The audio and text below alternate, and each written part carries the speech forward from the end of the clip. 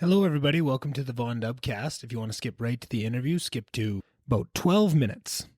All right, welcome, everybody. Episode 35, I believe it is here, with my buddy Saad. Really great guest today. This was another guest that I was able to do in person, and after doing a couple in-person ones in that studio, not only is it just the coolest thing ever, and you feel like a professional, and to be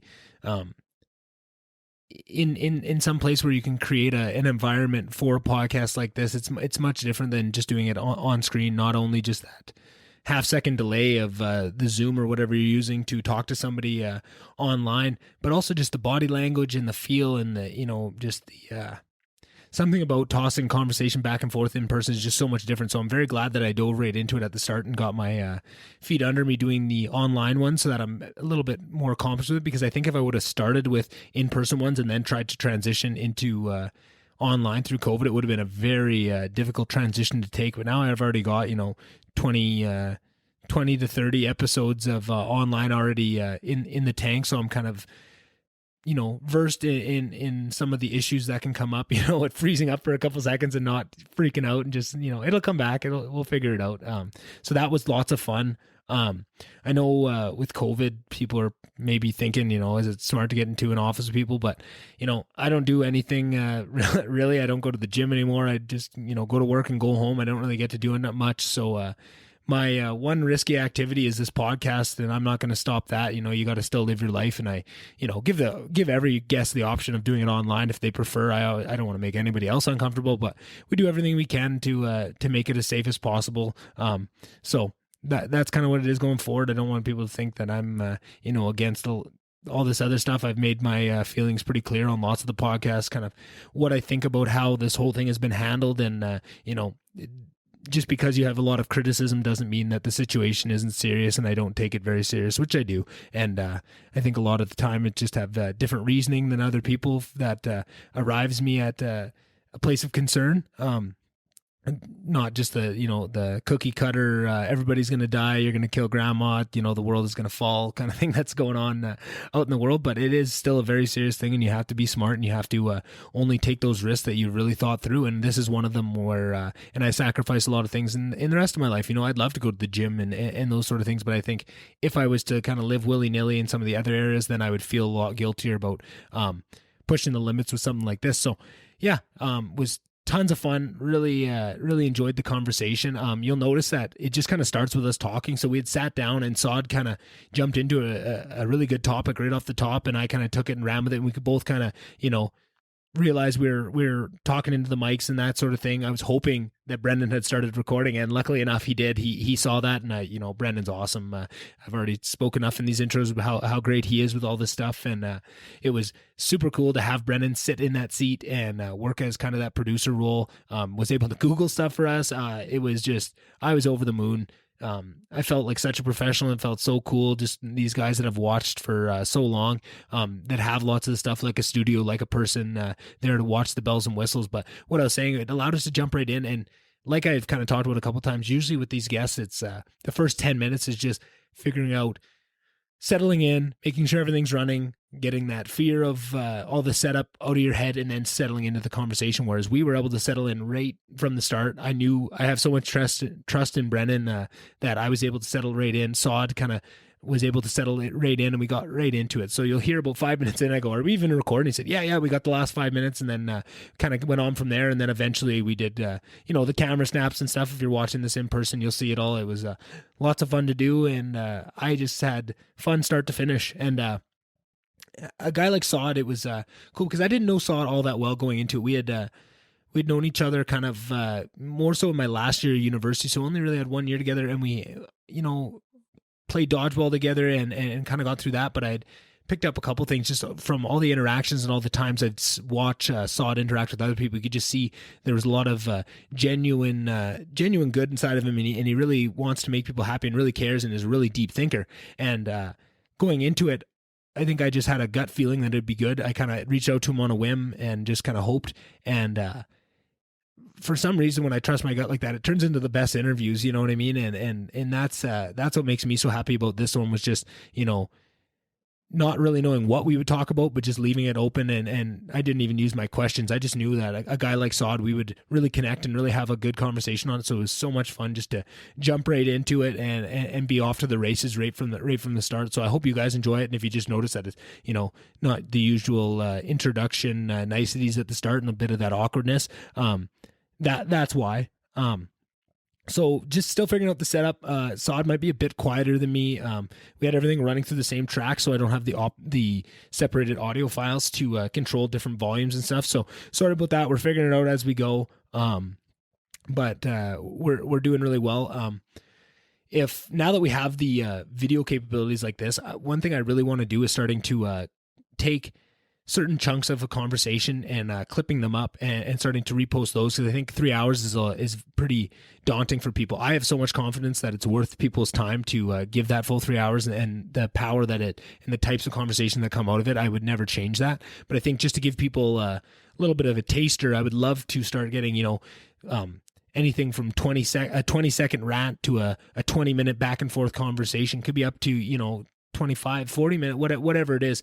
So if anybody, as you're listening through this episode, if you could just try to keep that in mind, if you have one section that really sticks out or one rant that really sticks out, please contact me and let me know. Cause I'd love to start doing that, but I really need the help of people that are listening regularly. And there's already been a couple people that have been really supportive of me so far, and I've kind of asked them to help me with that task as well. But if you're one of those people and I don't know it, that you're listening pretty consistently, I'd really appreciate that. It goes a long way to helping us out. And it was kind of waiting until we had a video component, because it's hard to put a 5-minute clip of two people talking with nothing to watch. It's hard to kind of gain traction. So really excited about that. If you guys could help me out with that, that'd be awesome. Another thing, we're going to be hopefully starting to do that solo episode kind of thing that I talked about in the intro, I don't know, maybe 4 or 5 episodes ago, maybe on a couple of them. But I'm probably going to put something out on the VonDubCast Instagram this week asking for Q&A, because I think we'll maybe be able to do the first one next weekend. And I'm really excited about that. So I'll just get any questions from you listeners of what you want to hear, anything that you heard on another podcast that didn't get maybe dove into all the way that you would like to hear, could expand on any ideas, anything that's come up, that just drawing any questions out of you. Keep an eye out for that. I'll probably just put it on Instagram stories. Just, hey, any questions for the podcast, and we'll go from there, and we'll answer some of them on the pod. And I'm really excited about that.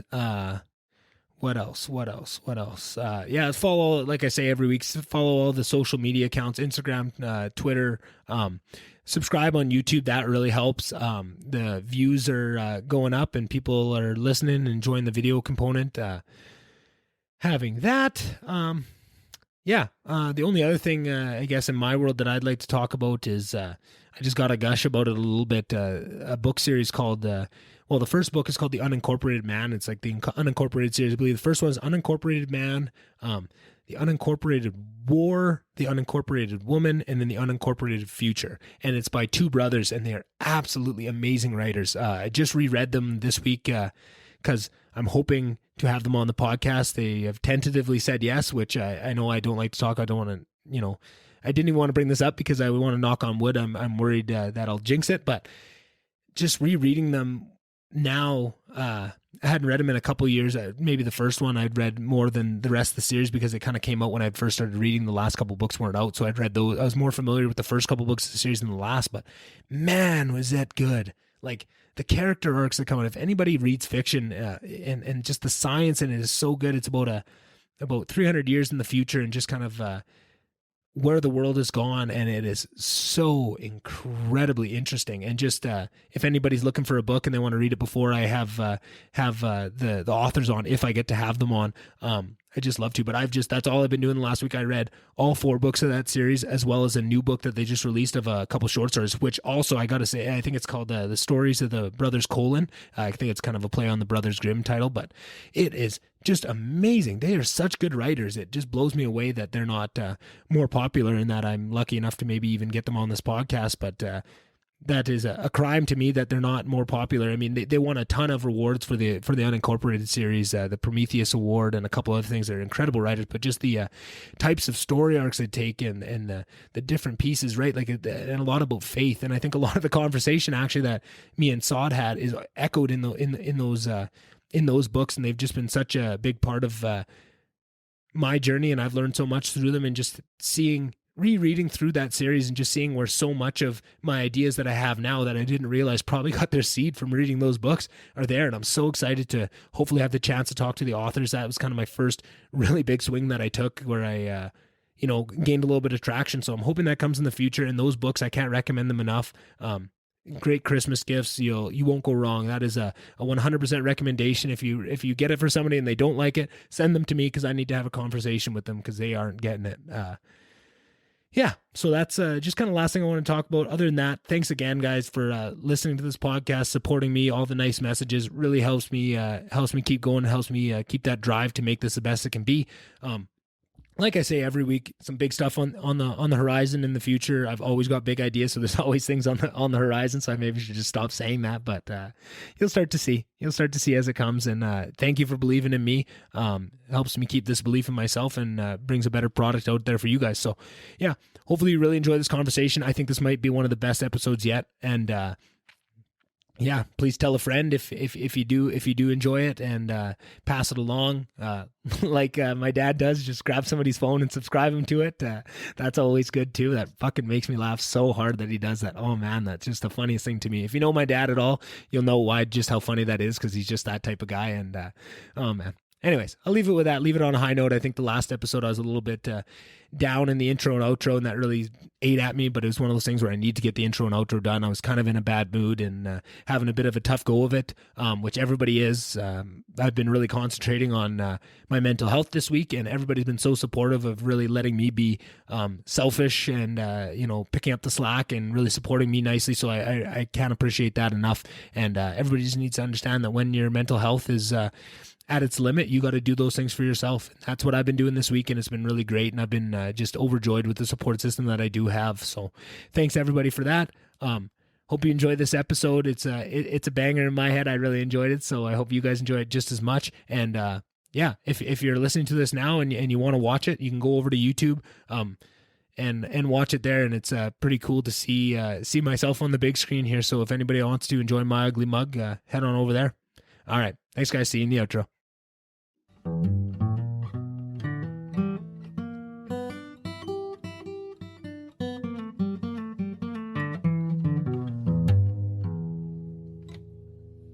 With work, it almost feels like I'm enjoying it less because I know it's taking away from this, which I'm so passionate about, and it doesn't allow me to do everything I want to do with this, just with the amount of man hours and brain capacity I have to put towards work. But it bankrolls all this and stuff. Like I'm making no money with the podcast, like putting a lot into it. So it helps look at Honestly, it like that. I don't think there's going to be a better time for you to be able to experiment with that. Exactly. That's what I'm looking at. Something that's going to be invaluable to you, especially. How old are you right now? 27? Yeah, just turned 27. Just turned 27, right? You're 27 right now. It's like this until probably about 35, 36 is what I would refer to as experimentation time. Yeah, exactly. Because experimentation time won't come at the age of 40 or 50. No. That's when regret time comes. Yeah, exactly. Then you're thinking, That's man, I should have done this, time should have done that. Exactly. Yeah. It's like at least the worst thing you can do is, I tried. Yeah. Because a lot of people will say they don't even try. Like that's what I'm amazed. Like, man, like it's not even about the money, the traction. It's just about taking the swing. Yeah. And that's how it feels. And and that's what's nice too of like just keeping it framed is that of just taking a swing and like to everybody else, that's what it is. But in my own head, it's so much like I have an idea of what I want to do and where I want to take it. Right. And it's just about like finding the right people, like to people that may like not have an idea or may not know me as well. It's just like, I'm just taking a swing at it. Don't take it very serious. Like it's whatever. But then the people like Brendan or someone that I know will take me a little bit more serious or know that some of my harebrained schemes and some of the bigger dreams I dream of that could make it, let them more in on the bigger plan behind it and maybe let those people in to understand like, oh no, this is something I am taking seriously. And I have plans for, 2 years down the road, 3 years down the road, 4 years down the road. Absolutely. That's phenomenal. And if there's any way that I can help in any way, like, I'm sure there will be. Set places or set people up, for example, that would be of value to you on this podcast, that's definitely something I can help with. Awesome. And I appreciate that too. And that's one of those ideas I've had for it too, of like, wanting to bring it forward is making it useful to the guests that come on and trying to create like some sort of social group. I don't know if it'd be like through a Discord or through an email group of just a network. Exactly. That's exactly what I'm looking like. Some way where I can take advantage of this network of people I'm bringing on because I'm only bringing on people that I see something in, right? And it's not always the same thing. Sometimes it's just like a super nice person, right? And sometimes it's very intelligent. Sometimes it's very driven. It could be any of those things. And sometimes people have multiple of those. But I just think of my job when I have people on is to show whatever that one thing is that impresses me to everybody that's listening to. Correct. And then if the people that are guests want to go through that, they would already have one thing where they know, okay, this person's been on the podcast. I know there's some redeeming factor that Nick sees in them. And if I trust Nick, I know I'm already past that barrier. So that's one thing that provides for them. But then also you can have that 2 to 3 hours of looking into who that person is in hopefully a long form, with all the rope they need to show who they are. And if they're not a good person, enough rope for them to hang themselves. Unfortunately, that's the thing. And I don't have those type of people on at this point. It's only people that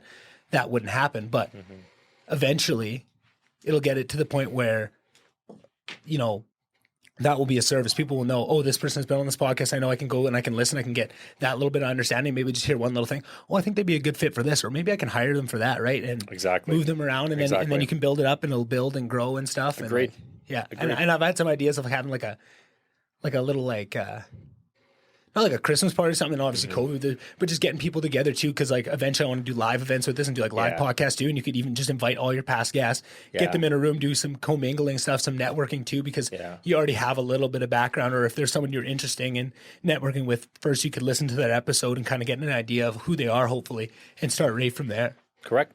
No, that's awesome. That's actually a really good night, man. Like I said, I applaud you on the initiative. Yeah, man, I got so many ideas. I'm sure I'll let you in on some of the bigger ones. I already got 2 or 3 that I think you'll be personally really excited about. Any time, like I said, you know, one thing I really, really like, and one thing you know about me is that I'm really passionate about watching people do what they like. Yeah, exactly. I really enjoy that. I really, really enjoy that. And seeing you put all this together, man, not gonna lie, I'm really glad. I'm really happy. Awesome.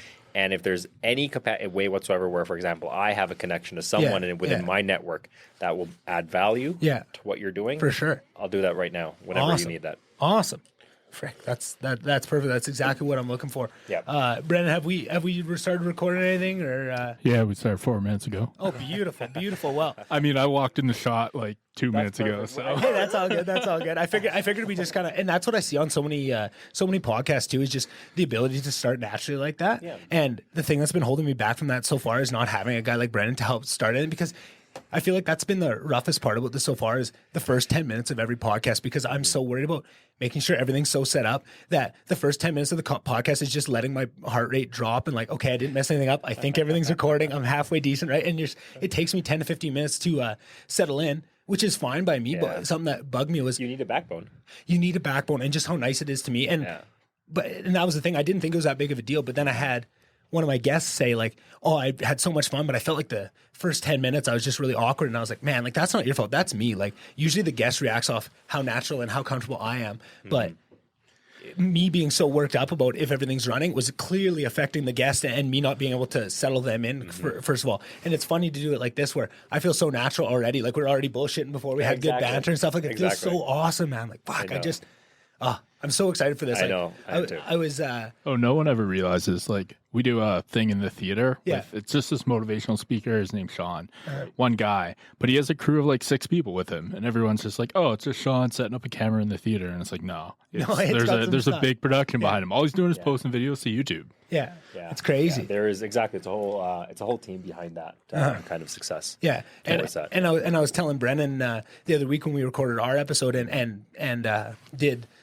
You know, just had some talks about, you know, some of those big ideas I was talking to you before, and I don't know how much was picked up and how much we talked about there, but I felt so cool not only being able to have some of those bigger ideas brought up and be, you know, not laughed at, but just like, okay, maybe that's kind of crazy, but here's something you could do. You could start here. Here's a couple things for each of these ideas that you could help move yourself at least a step forward. Yeah. And then also recording in here and feeling professional like that. I was on a roll when I left that week. Like went back to Grand Prairie. I was throwing swings out at like bigger guests and stuff, like asking these authors. I was like, oh, maybe 6 months in, I'll ask those kind of, just taking swings at them and stuff. And it's just so cool to feel that professionalness. Like it helps just motivate you. Because one of the biggest things I'm struggling with is just asking people on and feeling bad about bugging people with it, because it doesn't, I feel like I haven't built it up to be professional enough where people are excited to come on yet. And I'm really excited for that switch, but at this point, so all these little things like this help so much just for that comfortability of it. Oh man, 100%. It's just been 100%. I completely agree with that. Yeah, and it's funny because something else we were talking about before was just how not frustrating, but just how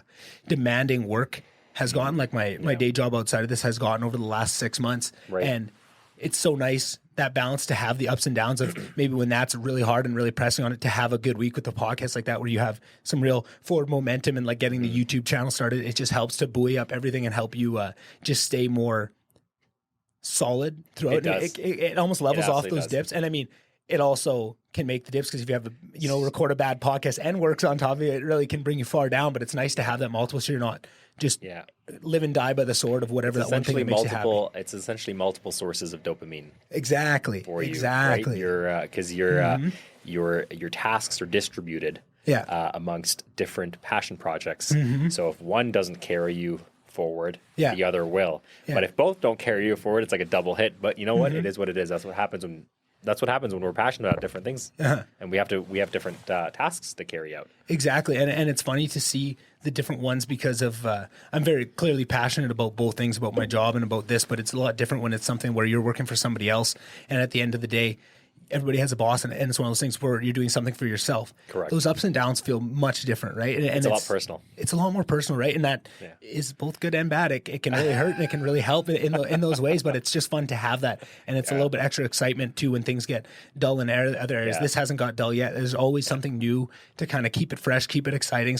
A new guest in front of me, a new, getting the YouTube channel up or getting a video component, that's been super cool. Like this was something that I thought, maybe a year in, maybe 6 months in, but to have it at this point and to get the expertise. And again, I have to keep throwing it off to Brennan of helping me through all that. And he's been a huge boon to it. But however it works, it works. That was one of the first things I started talking about in this podcast, was just by keeping throwing myself forward at it and just, what's the next step? All these doors started to open and these opportunities, right? And something like this, this podcast studio is built without me even having any knowledge of it and all this stuff, and just taking it to that far and then realizing that it could be retrofit or whatever to this point to be able to use. It was just such an awesome. That's amazing. You know what's really interesting about you telling me all these is that it's because I read a lot of books around entrepreneurialism and kind of how people get to where they are. Yeah. And a lot of the times at the start of some kind of a passion project of this nature, our brains are hardwired to convince us out of doing something that we are not aware of. Okay? Yep. And the primary reason for that is it's in our biology for survival. If there's a stimuli to which we do not have a clear picture of what the end result is going to be, our brain thinks it's dangerous and we won't survive, because our brain's hardwired to make sure that we're living, for sure, and we're alive and we're healthy. But the problem is with projects like these, exactly like you mentioned, we're never really sure about what the outcome's going to be. And so what we're kind of battling is our brain internally. Like, no, it's okay. Even though I don't know what the outcome is, I can still do this. And your brain's like, no, relax. You're going out of your comfort zone. You shouldn't do it. And so it's funny. It's an internal battle, and I'm very well aware of that. No, for sure. And it's funny you say that, because that was something that I had mentioned in the earlier couple episodes. Was I've wanted to start a podcast, and it's been so clear that I've wanted to start a podcast for like years, like almost maybe a year after I graduated, when I really started getting into podcasts heavily. It was very clear that I wanted to start one, but for some reason, exactly what we're talking about, that fear of the unknown was holding me back so far that I would just sit there and hope and dream and come up with these cockamamie schemes for falling into a way that I would have an audience to jump off on, right? And I would sit there and daydream about that all the time, and just and it was exactly that fear of the unknown, to realize of like, there's nothing standing in your way. You can try this. Just go and take the only thing holding you back from trying this is your fear. Correct. And it's an odd feeling of trying my best to lean into the things that scare me, right? Like, I think another thing too was I started doing all these online just because of COVID. I was doing them all online, even though all my favorite podcasters would always say, you can't do online. The in-person adds another layer to it. It's a different thing about sitting across from somebody and all this stuff. Right. And I'd heard that. And so in my head, I was thinking, okay, well, I'm just going to do online until I can figure out a way to do it in person. And then I had figured it out, and I had done one interview with Alex McKendry. I think it was episode 17 maybe, or something, that I had done. Right. And I just got that in my head that now I know how to do it, but I was still scared. Yeah. And I was knowing that was where the fear was in doing the in-person ones. And I knew I had the online way kind of sorted, and that was old hat. And I knew that to move forward and to get that progression where I needed to be, I had to start leaning to the in-person ones. Yeah. but I was scared and I didn't do it. And I kept come up with excuses of, it's COVID. Oh, it's this and it's that. And then it realized I had a guy that had said like, oh no, I'm willing to come over to your house. Like I'm in town, like all this stuff. And I was coming up with excuses. I still haven't had him on. Even saying that now, this is that accountability piece, but it's so funny to know that what you want is usually behind that fear. Correct. Right? And to lean into that fear. And but it's one thing to know that up here. And it's one thing to execute it. 100%. Well. And that in this project itself is a microcosm of that leaning into the fear, but even knowing that and seeing time and time again the positivity of when I walk through that fear, reach out to that bigger guest, ask Brendan for some help. Yeah. The results speak for themselves, and it's showing me time and time again that leaning into that fear is a positive thing. But it doesn't make it any easier. Every step of the way, it's still goddamn scary. It doesn't make it any easier. And building on from exactly what you're talking about. We talked about the fact that I have a friend, she's a therapist, and she mentioned something that I thought was very smart. She talked about the fact that when we chase passion or personal projects where we have our own name to them, right? We associate the outcome of that project as a reflection of our self-image. Yes. And so what we do in that process is if a project fails or if something ambitious that we tried out of the norm fails, we automatically equate that as a reflection of who we are as people. Yeah. And she's an incredibly smart person. She mentioned that you have to be able to separate the two. You have to have, or at least train the ability within yourself that the outcome of my labor is not a reflection of my self-worth. Yes. When you can do that, you go from failure to failure without any loss of enthusiasm. Exactly. And it allows you to take the positive things that you learn along those journeys with you, because as soon as you put more of the emphasis on the journey and the skills that you acquire along it than the actual outcomes. And exactly, that's something that I was talking about too for a long time, because my work was my only outlet that I had. I didn't have this on top of it.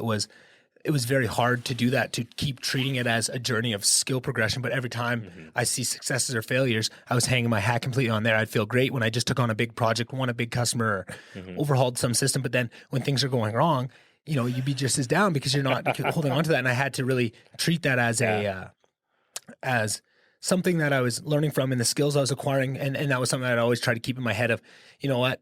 Why are you stressing so much over the things that are happening right now? Even if the entire economy collapsed tomorrow and you had to find a new job and do that, the skills that I've acquired to this point, I'm quite confident that I could step into any business right now, regardless of what it was. You give me a couple weeks to figure out how this stuff works or what you're selling or what your business is. I will be an immense help to your company, whatever it is. Like, it doesn't matter. I could deliver paper. I'm going to do it to such a degree that you're not going to want to get rid of me. You're going to become undeniable. Exactly. Right? And that's something, and to hear you talk about, what your friend was telling you, I think it's so right, and it comes back to so many bigger ideas too. And I think a big part of it is the difference between shame and guilt. And I think that's something in Western society we have done poorly compared to some other cultures. I think there's some other cultures that have a very good understanding of shame and guilt and have more productive understanding, or just different understanding. I'm trying not even to put it in terms of more productive or less productive, because it's more about the outcomes that come out of it. They have better understandings of shame and guilt. And because they do, it allows them to have better productivity surrounding those, right? Like, I think there's a lot of things that we feel we assign shame to that shouldn't be shame, right? Like, if it's something you feel guilty about, you feel guilty about the actions. If it's something you feel shame about, you feel bad about yourself. It's your actual self-esteem, right? And that's what you're talking about. And when you put everything on the outcome and you feel shame about it, you feel shameful if that outcome is a failure. You're putting all your eggs into one basket, and it's very uncomfortable. Whereas if I'm trying to find a way to shoehorn guilt into there as an opposite, but guilt would be if you know that you have didn't put the effort in. Exactly. That's the piece. That's the piece. That's what you should feel guilty about. But exactly. Shame is not something, because all you can do at the end of the day is say, did I try my best? Yeah. Did I give everything I had? That's all you're capable of. Yeah. And that's something that I've been very conscious of trying to keep myself in that guilt versus the shame aspect, because I do find that there's times where work is so demanding that I feel like I'm not putting things into this podcast that I should be, right? Like, it's just, sometimes you get home from work and it is a long day and everything went wrong and somebody quit and people are fighting and, you know, all these things. And you know that I should get home and I should edit a podcast and I should invite a couple guests, right? I know that, but it's just tough. And I feel so guilty about it. Right. And I beat myself up over the fact, but, and I know I shouldn't be, but it's just part of those things. And I try and keep it in a healthy way where I'm using it as motivation to, okay, I know I didn't do this. So tomorrow I have to plan it in, right? Exactly. And this is going to tie into something we might talk about later on, which is something I'm particularly passionate about, which is self-awareness. Right. Yes. You have to be very, very self-aware of what your capabilities are. Yes. And I've talked about this to quite a lot of my friends, is that there'll be some days where I will work for 16 hours in a day. And there'll be some days I'll work for half an hour a day. Yeah. And that's okay. When I do that half an hour a day and I'm chilling, not a problem. Because I look at my aggregate weekly. Exactly. I look at my average. I look at my average I struggle weekly. with that a lot. Is my average on a weekly basis exactly where I need it to be? Right. If it is, great, I'm solid. Because the problem is, so this was me throughout university. I never went to class. Yeah, me neither. I never went to class. First year I did. Other than that, after that, it kind of fell off a little bit. Yeah. Never went to class. The reason for that was because the information that the professor would teach me in about an hour, I could learn that in 45 minutes and then skip all the commute back and forth myself. So it's about productivity rather than longevity. Sorry. And that comes to working as well. It's better to put in 2 hours of work where you're concentrated and focused than it is to put 4 hours of work where you're dull and just your brain's not working. Yeah. And you've nailed so many things that I really struggle with myself. Is that something? And I've gotten the self-awareness piece. I found that you're right.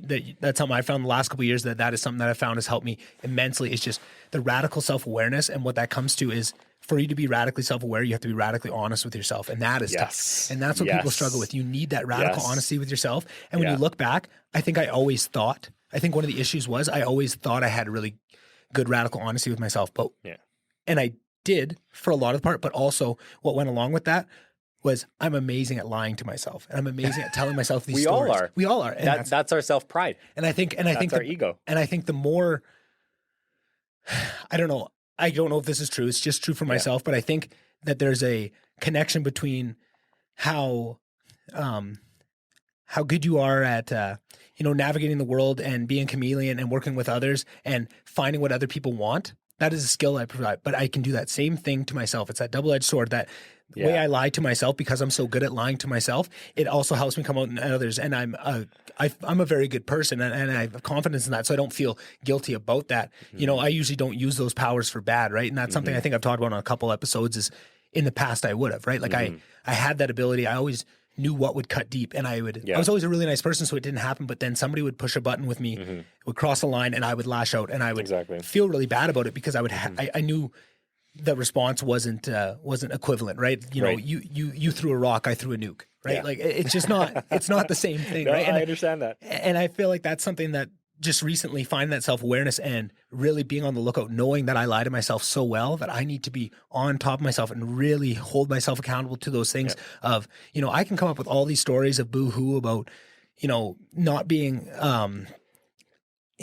creating these narratives that the world is against me and there's all these other things and work's too hard and I'm too young to be in this position and all these little things that can make a story to where it's not your fault. It's a very easy trap to fall into, but the more you push away from that and actually try, and it's like everything we've discussed, it's a skill that you build up, but just trying to take in whatever situation it is, what could I have done better in this and what responsibility falls onto myself, right? And then you can kind of work its way out from there. And there's so many other things I want to expand on in that, but I think I just need to take a moment and maybe introduce you because I didn't really give you a chance to introduce yourself at the start. We just kind of hopped into it and had so much fun.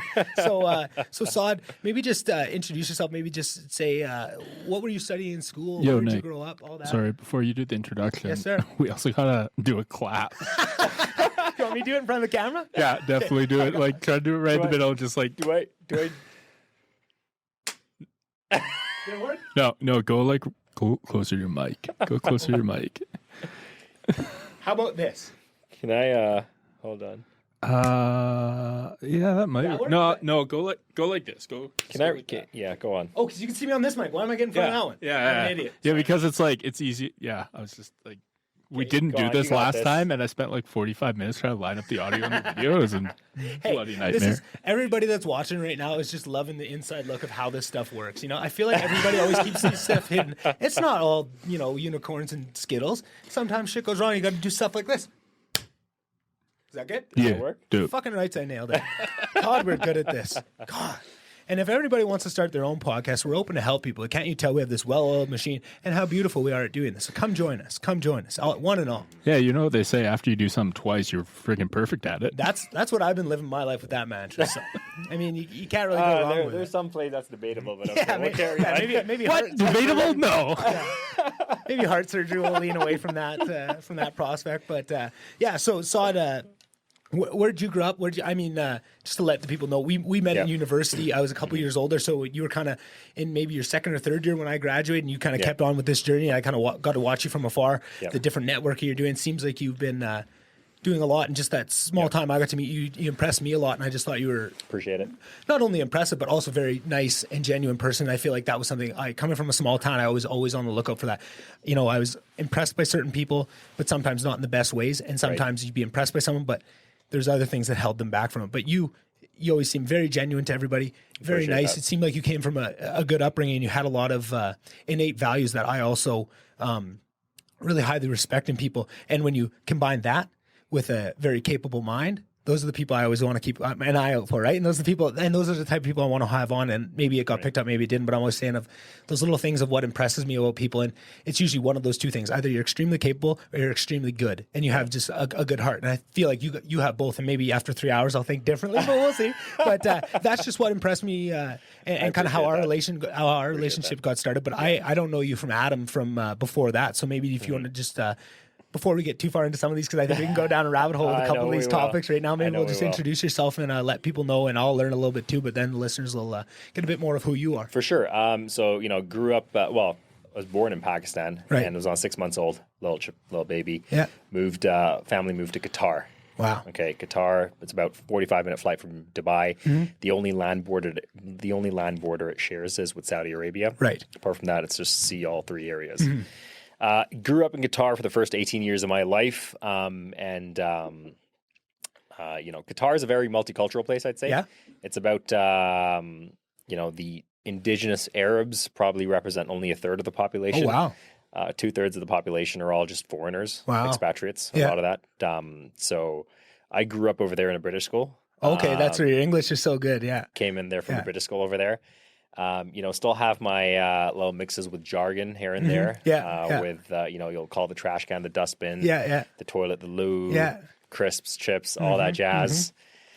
Grew up there, and then, predominantly most people or most foreigners that grow up in the Middle East, they don't tend to go to universities in the Middle East. They tend to go to universities back in their home countries. So because I was in a British school, most of my British friends would go back to the UK because they're local students. But someone like myself, who is just a Pakistani passport holder, we don't really tend to go back necessarily to Pakistan unless it's some form of a dire circumstance, just because we moved out of there for better living conditions. Right.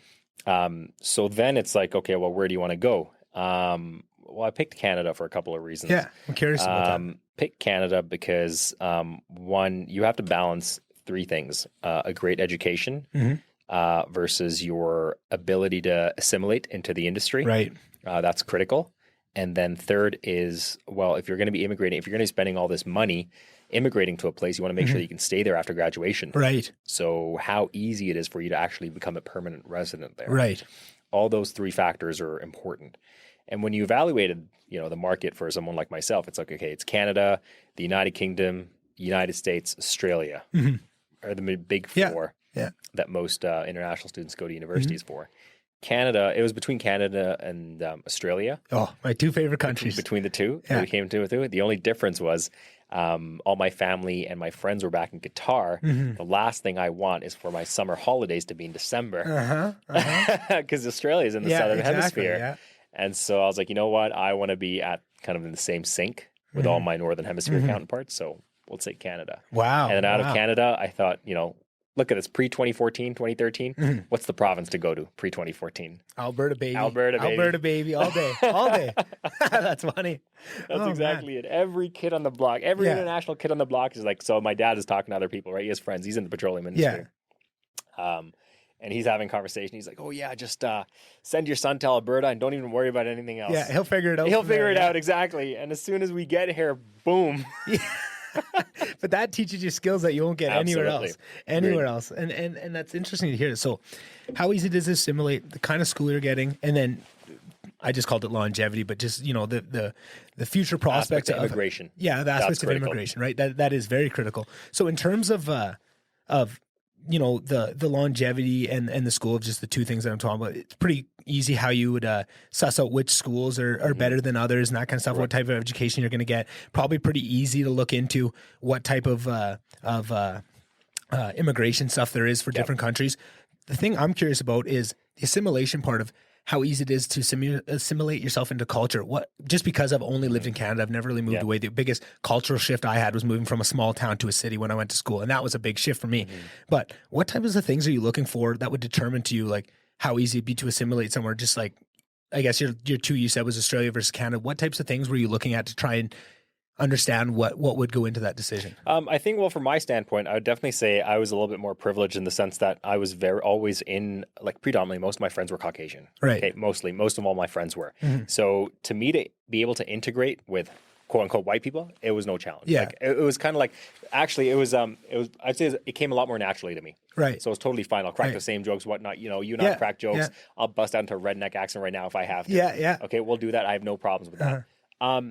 But I think beyond that, the ability for people to be able to accept the fact that there are going to be critical and core differences and, just in general, how your laws are, kind of what your leaders at the top, what kind of narrative they're throwing down, that affects a lot of people. It does. That does affect a lot of people. And so, especially for a parent who's sending their child out halfway across the world, for sure. They don't want to send their child out to a place where they have any fear or doubt whatsoever. And I mean, I know obviously statistically speaking, we can go into the stats and we can say, you know what, well, statistically, America's great as well. And there's probably no doubt about that. But the problem with fear is it's not always rational. Okay, fear isn't rational. Never is, really. And no, fear is never rational. And we have to be able to respect the fact that sometimes people will make decisions out of emotion. There is always an emotional connection to any decision you make, no matter how much of a human calculator you might be. Yeah. And so from that fact, it's just America was just like, America is one of those places, you're fine, but then everyone's cracking a joke. Oh, you're probably gonna get shot up over there. Yeah. Okay, you're probably cracking one of those two things. Now, obviously, it's a joke. It statistically that's you're fine. You're probably more likely to be struck by lightning. Yeah.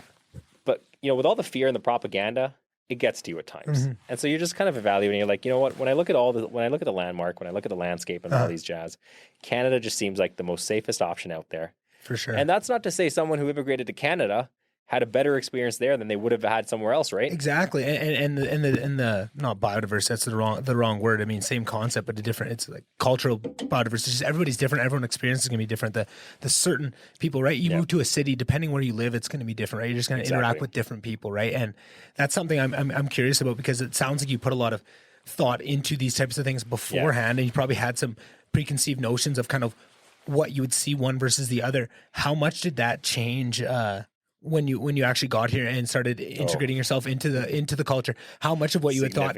Yeah, it was a lot different. What were some of the bigger areas? What's interesting is when I tell this to everyone, is that one thing that I really, really like about Canada more than a lot of other places is the aspect of humanity. Right. Okay. Yes. I was not aware of those. I was not. So, think about Lister. We come into Lister. What kind of words are we saying? Left, right, and center, right? Yeah. And we don't even think about what repercussions those words have on, people who marginalized communities, for example, right? Yeah. We never think about that. Yeah. Especially where I came from in Qatar. That was pretty low on the totem pole. That was pretty low on the totem pole. Exactly. No one cared about that. Yeah. Or it wasn't even not caring, but just you cared about it, but that awareness bigger priorities. There. Yeah. Exactly. Yeah. Bigger priorities. That awareness was never there. So I think what I appreciated tremendously, especially moving over here, was how considerate this entire society is of everyone's needs. Yeah. Not just the majority or not just the status quo, whatnot. And I think that ties into my personal, call it ethos, my personality, where it's always about self-development. It's always about constantly looking at what can we do better? What can you do better? And I think that is very, very in line with what most people around me when I moved to Canada were talking about, the conversations where the narrative was in that matter, whatnot. So I really appreciated that because I did not find that anywhere else. Right. And so when you have that type of society around you, you naturally feel more drawn towards it. Rather than I was born here, so you should be patriotic with this country. Yeah. Does that make sense? Yeah. I'm not comfortable with that because you can be born somewhere, but if your values are not aligned, you're going to have a difficult time, fostering love for that place. Right. And that's very interesting. And that's something that I've seen, because when I think of patriotism, my mind always goes to the States. That's like the most patriotic for patriotic's sake, right? And I feel like for a long time that was very accepted from people because I think in the kind of the two different situations you kind of throw out of almost patriotism for patriotism's sake and patriotism because the values really line up with what you appreciate, and it's patriotism because you love your country and you love what it stands for, right? And I think those are two different things. Correct. And I think for a long time, you never even had that thought about the U.S. because the U.S. was always the pinnacle for so many years, for hundreds of years of the cutting edge of Western civilization, of not always acceptance because they've had different levels of that, but it was always certain things like freedom and the right to be who you are, religious freedoms. There's a lot of positive aspects that started in the States. And I think Canada by proxy of geography, maybe more than anything else, has benefited from a lot of the positives of that. I think over the last 20 years, maybe, that has eaten up, and the idea of what America should be has really divided, and you can see it, and it's encouraged by a lot of different things. It's, you could talk for hours about what created that, but the point I'm trying to make is it seems like there's a lot of people that are really proud of America, but for the first time, there's people that are really vehemently opposed to what they're standing for or what they think they're standing for, what the opposite party, what the opposite side. It's almost like there's two Americas that are fighting for. And the positive aspects of both of them, and this is obviously biased, but I feel like Canada is almost the best pieces of what America was built upon, right? And I feel like they've almost jumped the shark a little bit in some areas, not all. And there's, you could probably make a pretty strong case for things that are better in America versus Canada and vice versa, right? I think anybody could, but I do think that deep down, that ethos of what the country stands for, and I think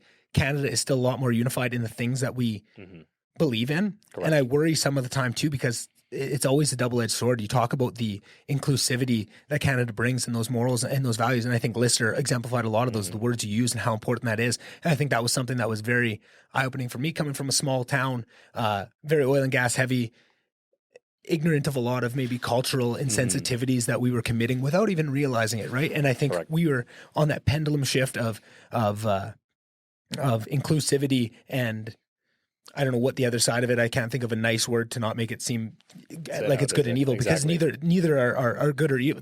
Inclusivity and inconsiderate. Exactly. Right. And it's one of those things, but that swung me much to the other way when I went to university, and I was that guy calling people out on what they're saying and stuff. And looking back on now, I realized, but at the time I didn't, was I was doing the same thing. I just switched teams. I was too far onto this side very clearly. I went into Lister and I swung too far to that side where I wasn't giving anybody. I was just, you said a bad word, I can attack. That gives me the power to attack you, right? And that's not good either. No, not right? at all. And it's, but it's what I think is so important is just having the awareness to say, okay, I can see both sides of this. Correct. I've been over there. Correct. The posts, the diametric poles aren't really bringing us forward at any point. We need to find somewhere in the middle that we're bringing forward. We have to recognize that there is positive aspects to inclusivity past just the general decency of what it is, right? There is actual, by including the range of who we talk about, who we show in the media in certain lights, that increases human capital, right? Correct. If you see an example of someone you can look to, right? On podcast number 30 I did with Cody Twin, he talked about growing up in a small town, right? Where your understanding of homosexuality is very rigid in what it was. In our small town, it was not very okay, especially when we were younger. And over years, it has definitely opened up and it's gotten a lot better. But he was talking about how if he would have had one thing to look at of just an example of someone that was a little bit stronger, like a homosexual idol that kind of came out a little bit funny. That's not what I'm trying to say. It's just The Rock. You know what I mean? Yeah, somebody to look up to that has a little bit more in line with maybe a different outlook than just the only. If you only have one stereotypical example of what something is, that's all you have to attain to. And if it doesn't truly line up with that, align with that, and there is a lot of importance to that inclusivity of showing different values and letting people have the spotlight and showing that, because you're increasing your capital by showing everybody that they have that exact same ability within themselves, that nobody is any lesser than or greater than the other. That's a very important message, and there's a lot to be spread with that. Because what you're essentially doing in that message is you're essentially connecting everyone that look at all these differences. At the core, they're all similar. Exactly. And that's the more you have those conversations and open up and see different cultures, that's exactly what you open up to is, oh, we're not that different, right? Like exactly. This is all we all have we all share the same fundamental values at the end of the day. Exactly. There are minor tweaks here and there, but they're not vehemently diametric to what you might be considering. Exactly. And a lot of the time we don't understand what those forces are that are pulling us apart and making us demonize the other. And so much of that too is tribalism. It's tribalism, and that's exactly what it is. And it's our fear when things get uncomfortable. What feels natural and safe is to look at those that are as similar to you and hold as similar values as you. Yeah. And whatever information you need to cherry pick to make them good and the other side bad, that's what you do in times. And you can't think of times more scary, right, than this COVID times. And that's what you see is using that fear to isolate and just slice up the population into these small groups of who ideological echo chambers. Exactly. And it's getting tighter and tighter. And I think some of those tools of talking about the good and the bad of it, I think there's a lot of positivity that comes from that inclusivity. But I think some of the unintentional consequences of that inclusivity is that echo chambering of what that's creating. And I think you have to have a balance, and it's not that either are good or bad. And I think you do a disservice to the concept itself by labeling it with, snowflake or racist on the two different sides. No, we can both, if you can take a step back to see both sides, where they're coming from, that they both have a point and that they're both a lot more similar than they are on the opposite. It's very, very interesting. It's interesting you touch on this point because so one thing that we always see in the political landscape that I often see, at least in, for example, the American elections, is at least in my little ideological echo chamber of social media, is Republicans versus Democrats, evil versus good, racists versus non-racists, or anything like that. And that's something I struggle. That's something I have a problem with. I have a problem particularly with that because of the fact that you have no idea how many people of color actually vote Republican. Yeah. It's crazy.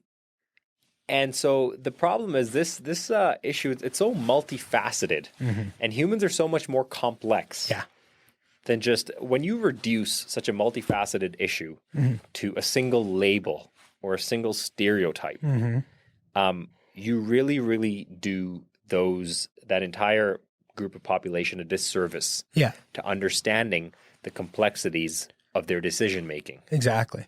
And you do yourself a disservice as well. You do. Because now you're misunderstanding this whole group of people and boiling it down to something, misrepresenting them. So now your own decision making processes are upset because now you have this facade in your head of what these people are.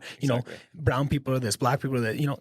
Now you find out that is so inaccurate. There's a documentary by Vice of black Republicans debating black Democrats. I would urge all you guys to watch that. Yeah, it's pretty good stuff. It's phenomenal. Yeah, because it shows you those two perspectives. Right. They're like, the black Democrats are like, how can you back Trump up and this, that, They're like, he's racist. He's like, if anyone's racist, you call him out. But for my work and for my livelihood, Trump's been far better than what the Democrats have done for me. Right. But those perspectives, the problem is we don't, at least the conversations that are being infiltrated on aspects of on places such as social media, those conversations aren't being had. All you're doing is shunning people on a consistent basis with a particular label, and so that you're dismissing any possible idea that comes out of them right there, right then. Yeah, I completely agree, Saad, and I think just to add to that too is I think there's certain avenues that lean into that problem. I think social media itself, because of just the format itself, leans into that. You have a character limit. You have, attention spans. It's just little quips. It makes it physically impossible for long form discussion to be had, where you can, take away the narratives around the side and find that common stuff like we talked about, where you're a lot more similar. The format itself of social media prevents from that on purpose, so that it keeps that division up, and it keeps people, I don't have the time to back it up, and somebody just attacked me, and some, those cultural values that I hold dear. Yeah. I'm automatically going on the attack. I can't do that in a long horror. Like, I see what the point you're trying to make. Here's my points, and write up a big paragraph. That's just not how social media works, right? You see that Twitter thread that's more than 4 long, and nobody's reading that. I saw a comment the other day, I think, on some kind of I think it was some kind of an environmental post or something like that. I think I don't know, it was a person who might have been maybe 17 or 18. Yeah. And their comment was something along, like, they didn't even understand the issue, nothing, obviously, just, putting content out there for the sake of putting content out there, not even considering whether it's good, bad, what effect it's happening. If they read it, whatnot. It was like, I can't wait till boomers cease to exist so we have a chance at saving the earth. I know, eh? I read that, and I'm like, I'm scratching my head at that. I'm really, really scratching my head at that. Yeah. And I thought it was funny. Yeah. That person maybe didn't intend it as a joke.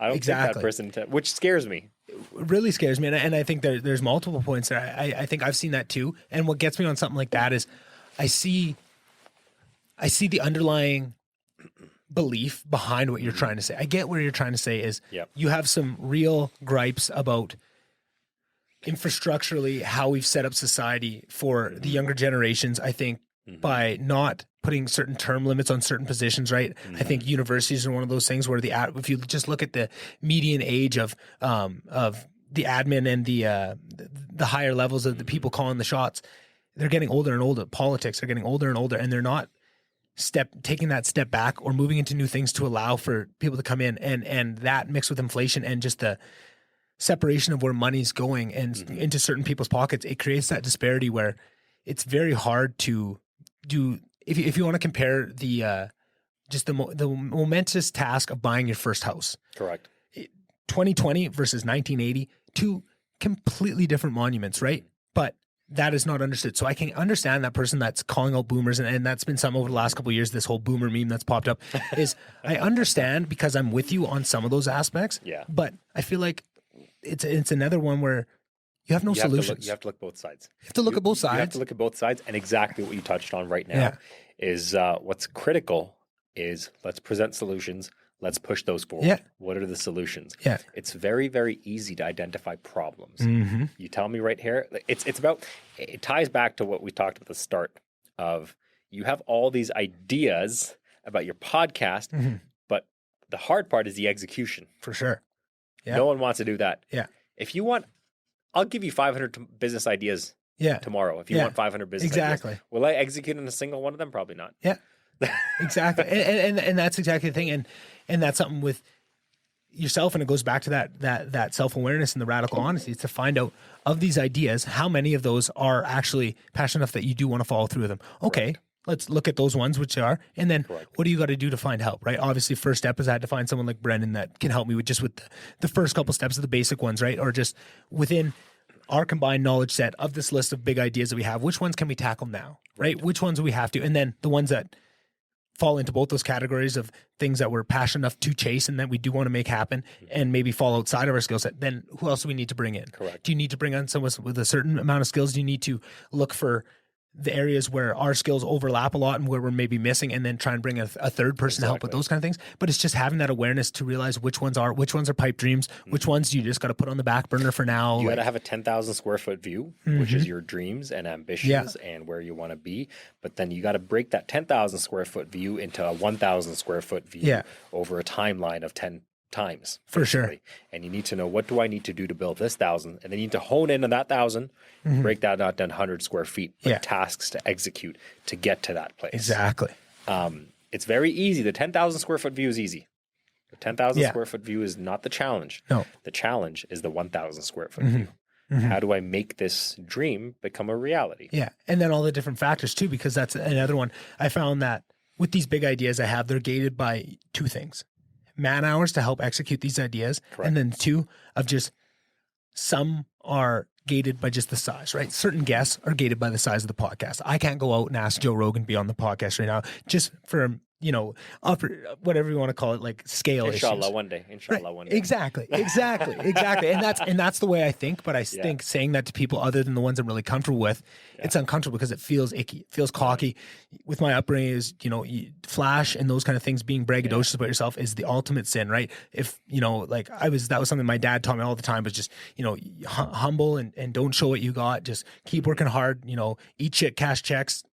Correct. It'll all come out in the wash at the end, right? Correct. It'll show what you are, right? So that's been something that is. But there's certain things you have to be under the, if I operated under that understanding where I'm just taking those shots, because I know one day where I'm going to get to, and I just need to have that confidence now, like I will in 20 years when I have grown this to the point of where it is, I could operate like that, but it's just not true to who I am, right? Correct. Like I want to be more in line with asking within my means and making sure I don't jump the shark, and I'm concentrating on the content, and I'm, correct. I can have just as much fun sitting down with someone like you, Saad, where, it's not like you're bringing a 30,000 person followership with you to do, right? And I think that's what a lot of podcasts fall into as a trap, is they just go for name recognition too. And I'm in a couple of these podcast groups where you talk about and you bitch about it, different things. And so many people just say, well, I just had on a huge guest. Like I finally got it and my numbers didn't change. And it was so much about that of like, it's because you're chasing the wrong thing. You shouldn't just be chasing numbers, right? Like it's the process, not the outcome. It's the process. And it's so much of that. But then here's a mistake that I found. And I think this is somewhere again where I'm working on my self-awareness and that radical honesty, but there's times where you still lie to yourself. And I think one of the big ones I found just recently is using that as a crutch of, I'm just not big enough to ask that person. Oh, I'm not there yet. I can't do that. Excuse. And it's an excuse because I'm just scared to ask them, right? And that's what I'm saying after leaving the last recording with Brendan and just that weekend of having some ideas be not laughed at and kind of help bring some forward, getting the domain for the website, just a couple steps forward. It kind of gave me that oomph. And then I reached out to a couple bigger people, and now I have some guests lined up that are of another step up. And it was just, nothing changed. If I would have reached out to them the week before to when I did it, the odds of them, noticing that now I have a YouTube channel and now I have a website domain are pretty slim. I'm sure that's not what changed the tune of the whole thing. It was just the confidence to reach out and ask, right? And that is so much, but if not falling into that trap of, oh, well, I just don't have the manpower for that yet. Or, I just don't have the reach to be able to take that swing yet. It's definitely something you have to keep in mind because those are true things, but you have to be very, very radically honest with yourself of, is that true? Or are you just being a pussy? Exactly. And that is something that I know that about myself and I know that I do that a lot. And I'm very, I'm very prone to that kind of stuff. So I just have to keep that in the back of my mind. Hey, this is there. Doesn't mean it's every time, but as long as you're just once a week or something, you're like, okay. Check in with yourself. At the same time, you got to give yourself credit for when you do make those recognitions because it's not easy. Exactly. Because holding yourself accountable, holding yourself accountable to all these tasks that you've talked about, it requires you to be able to introspect yourself to the point where you are stripping your accomplishments and what you're good at, and you're honing in on what you're not as good at. Yeah. And then how do you improve that? Right. So it's a little bit different to what I'd say, at least from just my perspective, I'd say it's a little bit different to feeling insecure about yourself. Yeah. It's knowing the good that you bring to the table, putting that aside, knowingly putting that aside, and then saying, okay, that's all the good that I bring to the table. This is the bad that I bring to the table. Yeah. This is what I got to start working on. Versus when you're insecure about something, you don't see the good that you have to remove to the side. Yeah. You're just like, oh, I'm bad. I'm just not that good enough. I'm not that great or whatever. And so I want to make that clear distinction is that, when you are looking introspectively within the bad, it's you could say someone who might not be as personally secure about who they are or how they feel. They might always see the bad. Yeah. That's different to being introspective. Yeah. That's very different to being introspective. That's for because sure it is. their brain's just hardwired to think about the bad. Whereas when you're being introspective, you're consciously making a decision to put your ego aside. Yeah. And then hone in on the bad. Definitely. So two different ways to get there. Yeah. Essentially. Yeah. And neither are bad nor good. It's usually about how far you are along that introspective path to see where you are along the journey. And Correct. Usually everybody gets to that at some point. Just everyone's there at different, some people figure that out at, 8 years old, that's something they do. And those are usually the people that, accomplish a lot. Sometimes it takes to, I realized it little by little, and there'd be times where, okay, I think I have this figured out. And then you realize, oh, you had no idea. And then now you think you really got it figured out. Right. Yeah. And then you're setting yourself up all the time. You're never perfect. And you always got to keep that of mind. It's just, this is always a journey. Exactly. And that's where that balance of being self-assured, but humble comes in. Yeah. There's a very, very fine line between being self-assured and cocky. For sure. A very fine line. And that fine line, at least from my perspective, falls in, are you self-assured, but able to say, you know what? I'm good at these things, but there's quite a few things that I'm not as great at, and I'm going to constantly work on them. I think that's where you're self-assured but humble. Yeah. Versus when you're cocky, is what you mentioned, is my ego is convincing me that I am great, I am good, I don't need to consider anything new. I've brought what I brought to the table, and there's nothing I can do about it. Yeah. Exactly. And that's something that I've fallen in that trap just along the way, because that's always something. I have a huge ego. My ego is ridiculous. Like, it's a challenge. It's a challenge. But I know that, and I know that in my own head, like if I spoke honestly and didn't, let some of those lessons, and I just spoke about what I think, like I'd probably turn a lot of people off just because of how. Go down a rabbit hole with ego. Exactly. Oh, of course you can. I mean, ego is the source of so much pain and so much enjoyment in the world. And what's really, really interesting, and I don't mean to make this religious at all in any scenario whatsoever. I love religion. I love talking about it. So hey, go wherever you want. What's really interesting, and this is where the East versus West thing comes in, which is really interesting to me. So I come from a predominantly Muslim society, right? And there are a lot of things in a Muslim majority country that people will, quote unquote, look down on others for. Right. Drinking, gambling, smoking, lying, someone who's promiscuous before marriage, all that jazz. And they use religion to justify that these are all sins in religion and whatnot. Now, I don't know how necessarily the story goes in Christianity, but because Islam and Christianity are very, very similar, very similar. Yeah. The story in Islam goes that the Arabic word iblis for Satan was condemned to hell because Satan did not prostrate to Adam when God commanded them to prostrate to Adam. And that was a representation of arrogance. Right. Satan was condemned to hell not because of lying, not because of being promiscuous, not because of backbiting, but because of arrogance. Right. Because his self-pride was high. His ego was high. Yeah. And this is where the conundrum for me really comes in. If there's one thing that I can say, at least the Muslim majority societies that I've been a part of, everyone has a very large ego, an incredibly large ego. Yeah. But no one wants to address that. Exactly. And when you look at the core of the religious teachings, you'll realize, actually, you know what? That's the first thing you should have filtered out before you thought about drinking, gambling, reducing your promiscuity or whatever. Yeah. But no one talks about that. Exactly.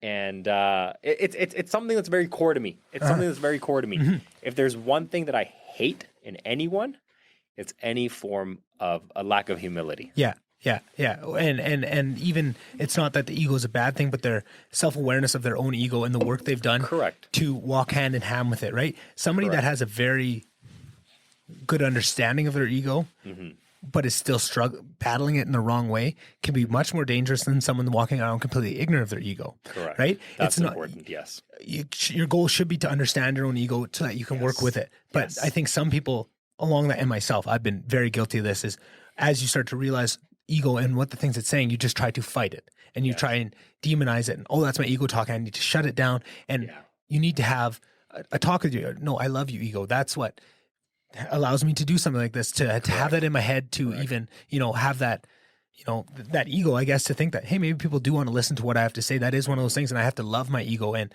walk with it and not try and, shove it down in a box and not listen to it. But you have to understand when that ego is saying something that you know what, this may be hurting someone and maybe I do think this is true, but I think there's better ways to go about this. I think I can navigate this that isn't just serving my ego. Maybe it takes me a little bit longer, but maybe I can take a few better steps so that people don't get hurt along the way. Right? Exactly. Because your ego will want to get you from point A to point B, regardless of what you leave in your wake. And right. And that can be somebody just completely ignorant of their ego, not even being aware that that's what's driving the bus and that's what's moving forward. And they don't even realize, because the ego is driving the bus, they don't even see that wreckage of people that they hurt along the way. And I think that's what people understand. And I think that's people's understanding. They say,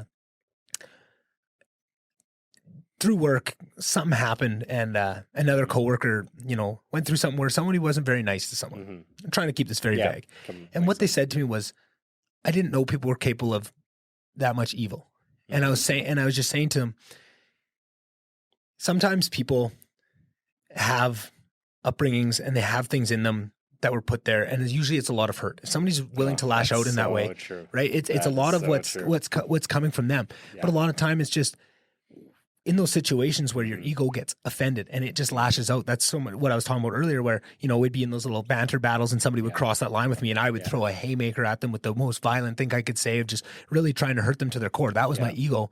When my ego got hurt, it was a very big, powerful ego. And when it got hurt, it would lash out, and it would lash out in very dangerous ways, that I would feel terrible about after the fact, but it was just out of my control. I was so unaware of my ego at that time that I was dangerous, and the point I'm trying to make, I keep zigzagging around it, but it's just, there's so many ideas that you just need to be aware of your ego, right? And that's not all it is. It's a balance of, you not only have to be aware of it, because that is dangerous to walk around unaware of your ego. You have to hold it accountable in the right ways. And the point I'm trying to make is just, when you see people just try and struggle and put it away, they're going to cause themselves a lot more unhappiness than just to realize it is there, realize the good and the bad to it, not treating as if it is it's a bad thing. I feel like so many people are trying to kill their ego, and I need ego death. And I was like, no, you want your ego. You got to love your ego. You need to be in touch with it. You need to walk hand in hand with it and understand when it's helping you and hurting you, and trying to negotiate it. Tailor it. Exactly. You can't just let it drive the bus all the time. That's true. But if you kick it right off the bus, you're not going to go very many places, and you're going to get walked on. You got to know when it strengthens you. Because there's something interesting actually that, and I don't know how to pronounce his name. He's the CEO of Quest Nutrition, Tom Bilyeu or something like that. I think I know. That's what his guys. Yeah. That's his name is. He said sometimes you need that anger inside of you as a fuel to a fire to be able to execute on something which you wouldn't get otherwise. Yeah. Yeah. And that's where that part of self-awareness comes in, is you got to know when it's pushing you towards an outcome which is in your best interest without any kind of destruction in its path. Right. Use it. Right. But when it's, causing harm or pain, that's when you got to realize you got to put it aside a little bit. For sure. And be able to address that. So exactly, I completely agree with you. It's knowing yourself. Yeah, it is knowing yourself. And I get, I've shared a shit ton of this stuff on Instagram as well. Gary Vee talks about it all the time. Yeah, he talks about the fact that the best thing you can do right now is be self-aware. So I'll give you a really, really quick talk about this. Back when the whole COVID thing hit, I started a bunch of side businesses. Because you know what, I'll try it out. I'll whatnot. See what lights a fire. See what happens exactly. Because I'm comfortable with failing. Yeah, it's fine. This is a huge tool. It is a huge tool. It's a huge tool. It's a huge blessing. But very quickly, 2 to 3 months into those business ventures, I realized, I knew what the path was to execute on growing this. Right. But I realized that the cost for that was going to be, so I hike with my friends a lot. I go out a lot. Yeah. I like a good balance between work and family. That would be the cost of it. Right. But I'm self-aware to know about the fact that even if I miss out on a shit ton of money down the road, if I got to spend that time in a healthy manner with my friends and family. Yeah. That's what's important. That's what's important to me. Yeah. And because I'm self-aware about that, I'm not going to regret 30 years down the road passing up that money. Yeah, exactly. Because I know what I want and I know what I value. Exactly. People who don't realize what they truly, truly value, and people who often look at others to understand, okay, this person's starting a side hustle, so I should start a side hustle. This person's starting a business, I should start a business. This person's a manager at this company, so I should be there. Yeah.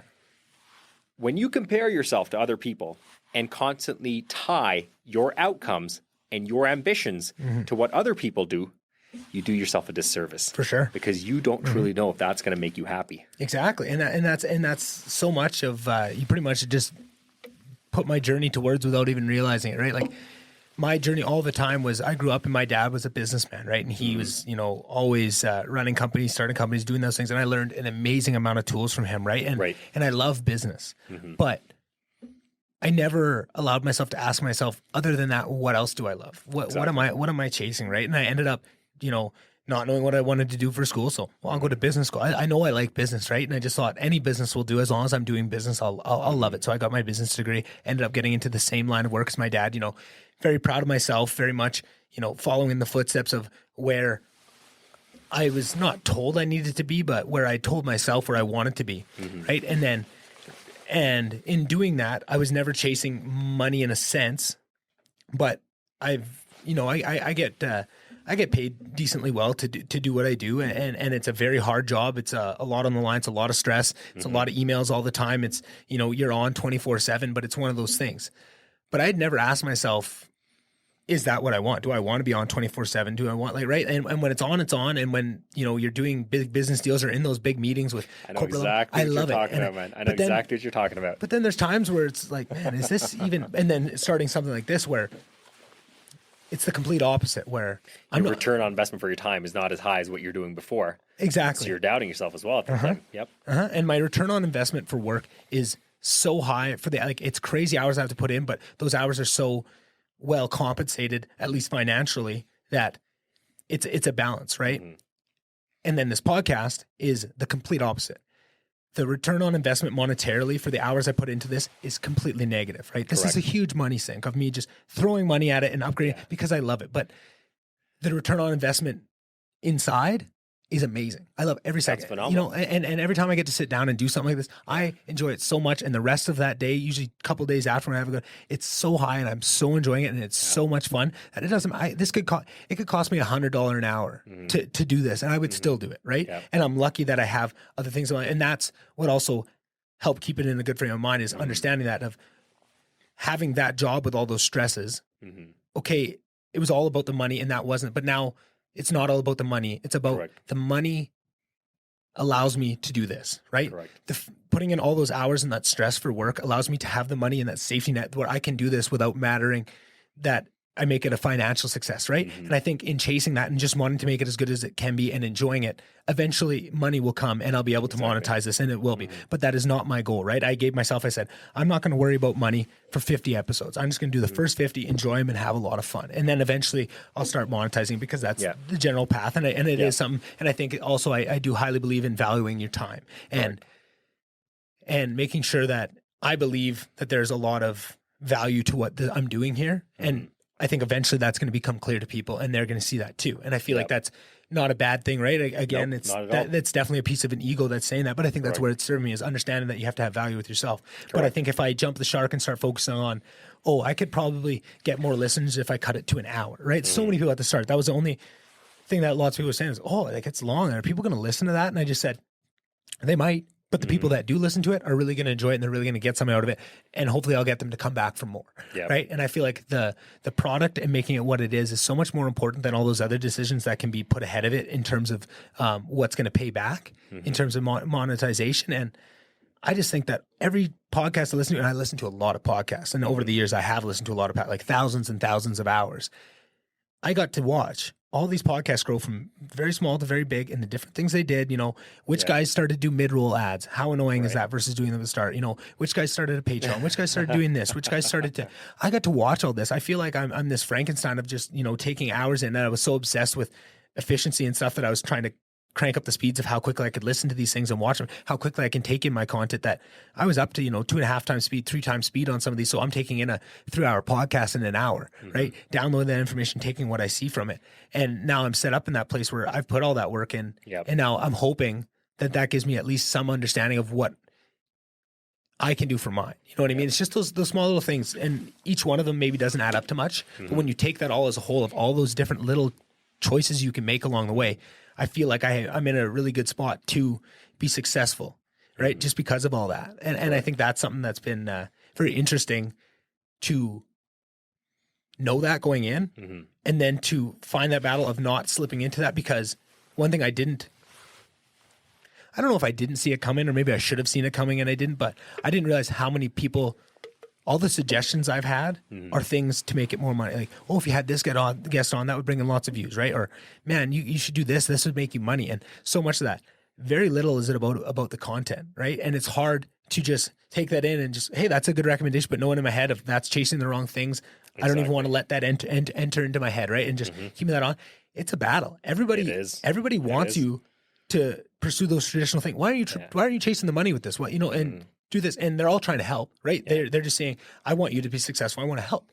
But that's pretty much the only feedback I'm getting is not on the content. And that's what I'm saying. A couple, somebody messaged me about when we put the video one up, and I said, oh, it's really good. It was the first time I watched, but like really well done. Like, hey, keep it up. And I just said, like, thanks. Like that's awesome. I was really excited about it, getting to do it in the studio. And then just said, are you open to suggestions? I said, I'm dying for it. If anybody wants to, give me a heads up of how this is going, like I really want the feedback, negative and positive. And I feel like I haven't gotten a lot of negative feedback, which one of those things, you don't want to say that. You could be, asking for something you don't want down the road. But I feel like I want to be getting better at a rate that I'm happy with and the listeners are happy with. And and the more negative feedback I get, the better I can fix stuff. But it was kind of a funny thing to have somebody ask you, like, are you open for criticism? And I said, like, hell yeah. Because not a lot of people are. Not a lot of people are. Not a lot of people give. And it's been interesting. And I feel like I should knock on wood, because I feel like that's just a byproduct of being so small right now and not having people listen. And the only people that are listening are people that know me. Wait till all the haters roll in. Exactly. And I feel, and it's funny because you had mentioned earlier that you're saying like sometimes you need a little bit of, not hate, but a little bit of fire to push back against. And I wanted to bring it up then, but this is an even better spot for it. I almost think that, because I do get motivated by that, of people doubting me and be able to walk in. That's something that's always motivated me. But with this aspect, I think, and I think part of it, this is just my own guessing. I have nothing to put this to, but I think the reason so far is that just, being luxury of being so small right now, but then also the openness I am about how much I care about this and stuff has insulated me a bit away from it, but I am kind of waiting for it. And I'm almost excited for people to start hating on it so that I can dig in and fight against it. What's really interesting about exactly the point that you brought up right now is that simply knowing what's right is not the only ingredient required to be able to execute and successfully oversee a task. What are the other ingredients in your I'll give you an example. Yeah. Everyone in the world knows if you work out 2 hours a day, eat healthy, you're going to be fit as fuck. Yeah. There's absolutely no doubt there. Yeah. Why doesn't everyone do it? Because it's hard. Exactly. And that's where motivation comes in. Motivation is not rational. No. It's not, this is what I need. I'll be motivated. Great. Everything's all dandy. And we're going to go ahead with this. No. It's never like that. For any type of scenario where there is going to be a prolonged, consistent pursuit of an effort, you need some form of a fuel for that. Okay, and there's a word. There's a word that describes. It's called grit. Yeah. Grit and tenacity. Grit and tenacity is the ability to do something day in and day out, even when you're not enthusiastic about it. Think of working out.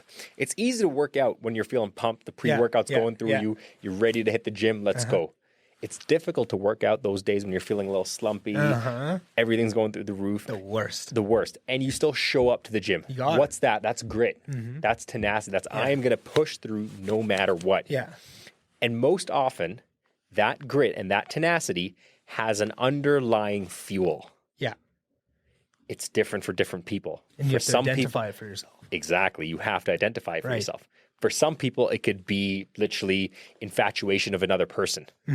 For some people, it could be their personal pride. Yeah. They're doubting me. How dare they doubt me? Yeah. Let me show them what's up. Exactly. Which is a lot of time what I have. Yeah. Exactly. Which is what you got to know. But that's the underlying fact. That's the most important part. The most important part is you got to find the fuel to the fire. Yeah. Yeah. You have to find the fuel to the fire. Yep. And then also, once you find it, is do your homework and ask those questions to find out your relationship with it too. Because I think just like we talked about with the ego, where it's one thing to be aware of with it, then you have to navigate how you do it. Correct. I think you have to look at, okay, this, whatever the fire is that is motivating me, is it healthy, right? Am I burning myself up with all this hatred for other people that it's actually bleeding into other parts of my life? How compartmentalized do you have it, right? If that is your fuel, and if your fuel isn't serving you in all the ways you have, maybe you need to find alternative fuel sources to build up that it's going to make it more healthy. So maybe it's not something that is all bad, but maybe being 100% dependent on this one fuel source is not good for other areas of your life. And you have to find a balance, right? So it's very important to find what that is, because it's funny to hear you say that, because I have done that for myself and trying to figure out. I love learning about myself, and I find every time I learn about myself, whether it's, asking things about my childhood and where things come from, I just find I'm so much better off for it. And it usually unlocks is a whole bunch more questions. Unlocks your potential too. It definitely does. And that's funny to me, is I know I'm motivated by that a little bit of, people doubting me. And it's not all my motivation. I'm motivated by a lot of things, but then, I do like that relationship. I don't have a lot of that right now with this. I feel like with work, I did. That was something when I entered into that position at 23 years old and I was the youngest one in the company, but I had, 50 employees or whatever that are all older than me. And you can see that doubt. And, sometimes it was, non-verbal. Sometimes it's pretty verbal and pretty upfront about people just saying, "Hey, I don't think you can do this. You're a kid, and just what are you gonna do? You have to fight through that." I love that. I ground on that. I'm gonna fucking show you. I'm gonna do this. What's really interesting is I think I'm very similar to you in that regard. Yeah. Is it's kind of like when shit hits the fan. That's when the best part of you comes out. Exactly. When shit's going wrong and nobody else. That's the thing with all this COVID. That's something I repeat a lot of the time is this sucks, and we're all in a lot of this, but so is our competition. And I feel like you put me up against anybody in the worst conditions, right? I've been watching a lot of Survivor the last couple of days. Me and Chase have watched, a How's good Chase chunk. doing? He's doing good. He's doing good. He's one of my dream guests to get on here one of these days. He's going to be on here, me and him, and he's going to be on probably every second. Can't wait to watch Chase. I know, and I think a lot of people will be excited for us two yahoos to get on here, but. And that's something I was saying to him, was just sometimes the challenges of like when they make them harder, like they're hanging on this pole and they go, okay, well now you have to slide down to the bottom rung because it's been going like, I love shit like that. Oh, this sucks for me, but everybody has the same, like we're all going through the same stuff, and now it's going to be even harder. Now it makes it even worse for everybody, but that raises me because I have that big ego of deep down have this superiority complex in my own head. I love that. It makes you see negatives as a positive, because as long as they're equally distributed and it's not you get 10 pounds added onto you and everybody else gets 2, right? There has to be things like that.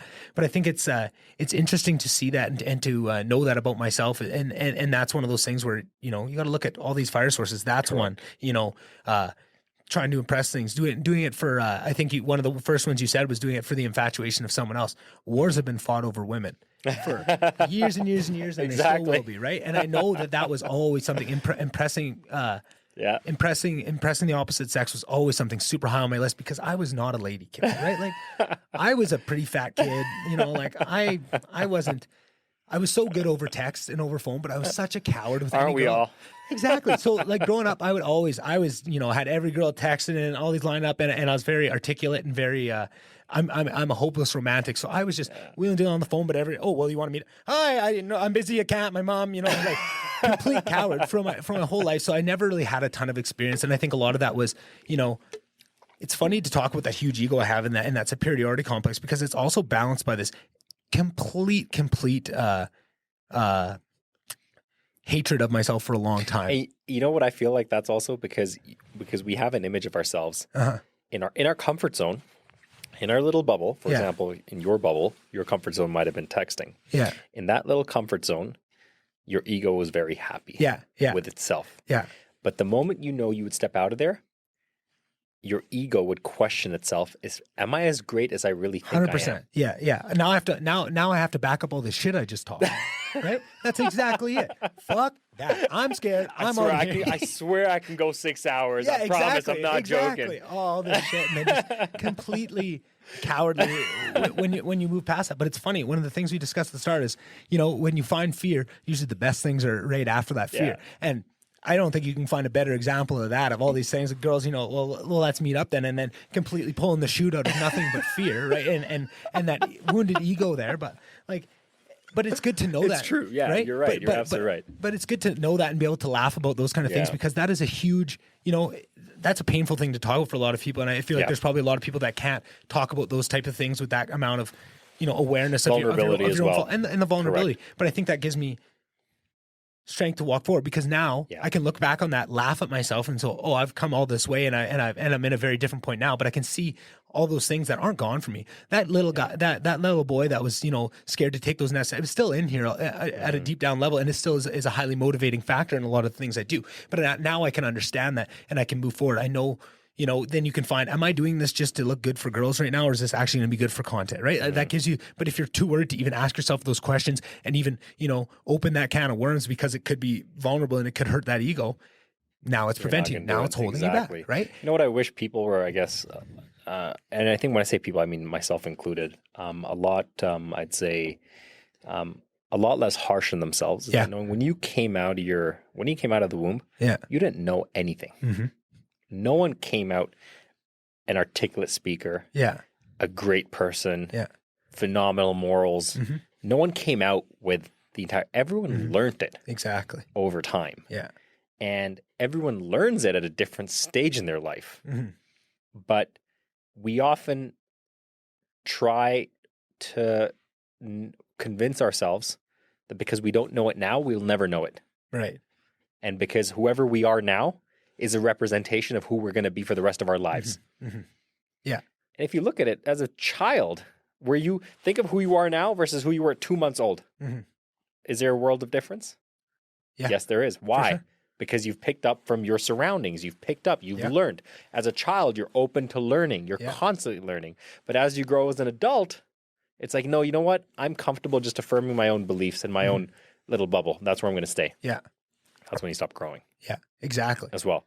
Uh-huh. So your growth and your ability to consistently meet your inner potential is a representation of your mind. Yeah, and your own self-dialogue. Your own self-dialogue, exactly. And that's, again, it's funny to hear you talk, because you'll go on a 3-minute diatribe that pretty much exactly describes what I've went through these past couple years, and it's very funny to hear you do it, because then I get to expand on it. Exactly, I agree with you 100%. But I would do that. I very much. Feel for what you're saying, because I've done this in a very real, tangible way over the last couple of years. I remember getting to school, doing my first year in university. It was a big jump for me of going from a small town, very comfortable with my surroundings. I had my hockey friends, I had my nerdier friends, I had all these things, very comfortable in all these domains. Going off to school, having all that thrown out the window, having to reassert myself. Yeah, and it was a fun process. It was a scary process. It had a lot of heartbreak. It had, a lot of fun times.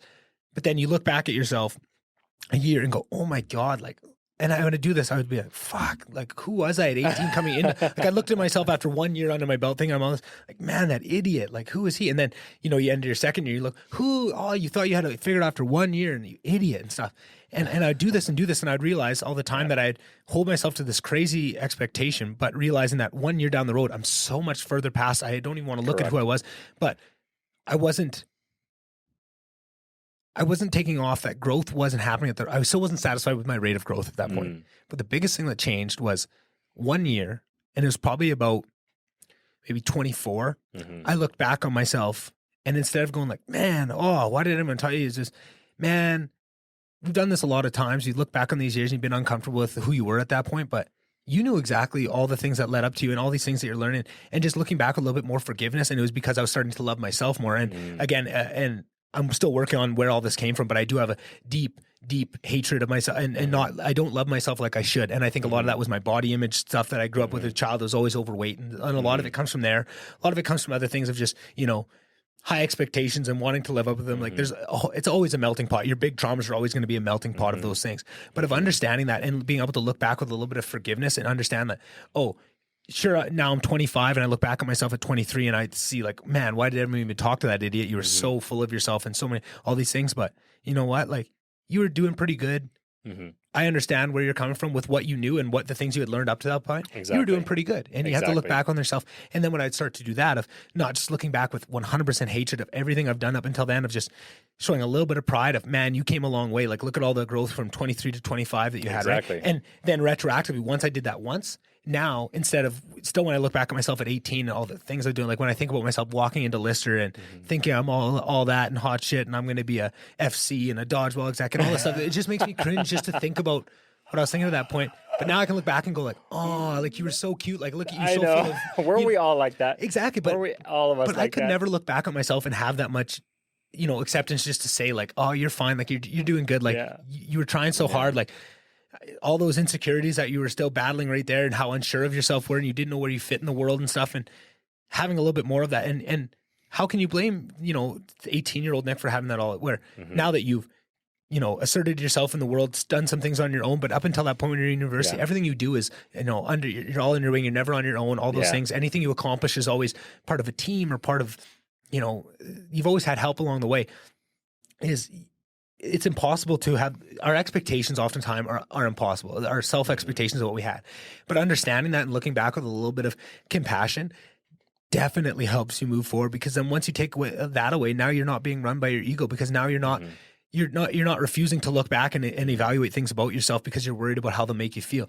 You have that understanding of, hey, I might not have been great, but I'm not going to beat myself up over it. I just want to learn about it. And then it allows you to, go back into that. One of the biggest things that I've noticed is doing that with my ex partners and going back and saying, because with that ego, every time a relationship blew up in the past, it was always them. They did this and them and they were crazy and I did. I can talk about this part 100% significantly. I think here's I don't tell this to people, but it's something I actually look for. When I am evaluating a potential prospect, for example, or I'm talking to a girl, and if I'm trying to evaluate her personality, I will not judge, but try to understand what her relationship with her ex is like. Ah, interesting. Okay. And if I get the sense, now there are sometimes people's exes do them wrong. Right. That's 100%, completely fair, right? And I totally understand that. But when I see a consistent pattern in someone that aims to put the entire blame of something on another individual, and it's a consistent pattern of I'm 100% right. Yeah. And they're 0%. They're 100% wrong. That gets the hair on the back of my neck to stand up a little bit. Okay. So I'm like, okay, interesting, all this kind of jazz. Because if someone, and it really depends, if something really dire has happened, okay, that makes sense. Yeah. Okay.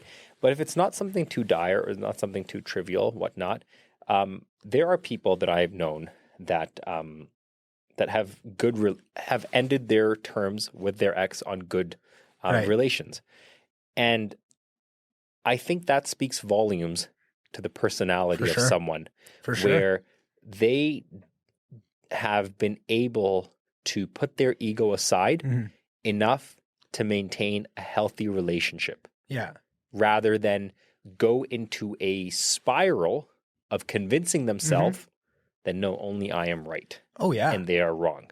And like I said, there are situations where, okay, that's fine, and that happens. Yeah. But for the majority of situations, there's often multiple different events that lead up to it. It's like think of a job interview. Think of when you go to a job interview and an interviewer asks you, tell me some place you had a disagreement with another person. Yeah. What happened? What did you do? And what led to the outcome? Why are they asking you that? They want to see your decision-making process. They want to see your decision-making process. Exactly. They want to see is this person accountable for maybe some of the wrong that they would have done. Yeah. Yeah. Right? That's what interviewers are trying to figure out. And that's what I'm trying to figure out. Yeah. Does this person know how to take accountability of when they're wrong? Because no human throughout their life is going to be 100% right. Yeah. But, man, do not get into a relationship with someone that cannot take accountability of when they're wrong. Exactly. You're going to do yourself a large disservice there. That's all I'm going to say. And that's exactly kind of how I arrived at that, was looking back on those relationships that I thought was, 90% them, maybe 10% me, and then looking back and going, oh no, that was probably about 99% me and all my insecurities and like the thing. And you could, and not only was it me, but now I understand why I was like that. And I was insecure about that because, I didn't love myself. So I assumed you were always cheating on me and stuff because I wasn't very comfortable with myself at that point. It all comes back on me. And, Hang on. And then if you're And then if you're realistic, it probably isn't 99 and 1 on either side. It's probably somewhere more in the middle, right? And they're probably working through things and if you had a discussion with them now, you'd find that out. But you find the two situations of assuming that it's always very small percentage you and always percentage them, or always very big percentage you and small percentage them. It's always going to be somewhere in the middle. But the actual productivity and usefulness of those two mindsets of always putting it on yourself versus always putting you on somebody or something else, because a lot of time it's life or society or institutions, or it's always a lot of reasons why it's not you, and just how much easier life is to walk through it, just taking it on yourself, even if you're doing it unnecessarily. Sometimes the learnings you'll find about yourself and the way and the learning curve that you'll get on by doing that, you'll start outstriping all those other things.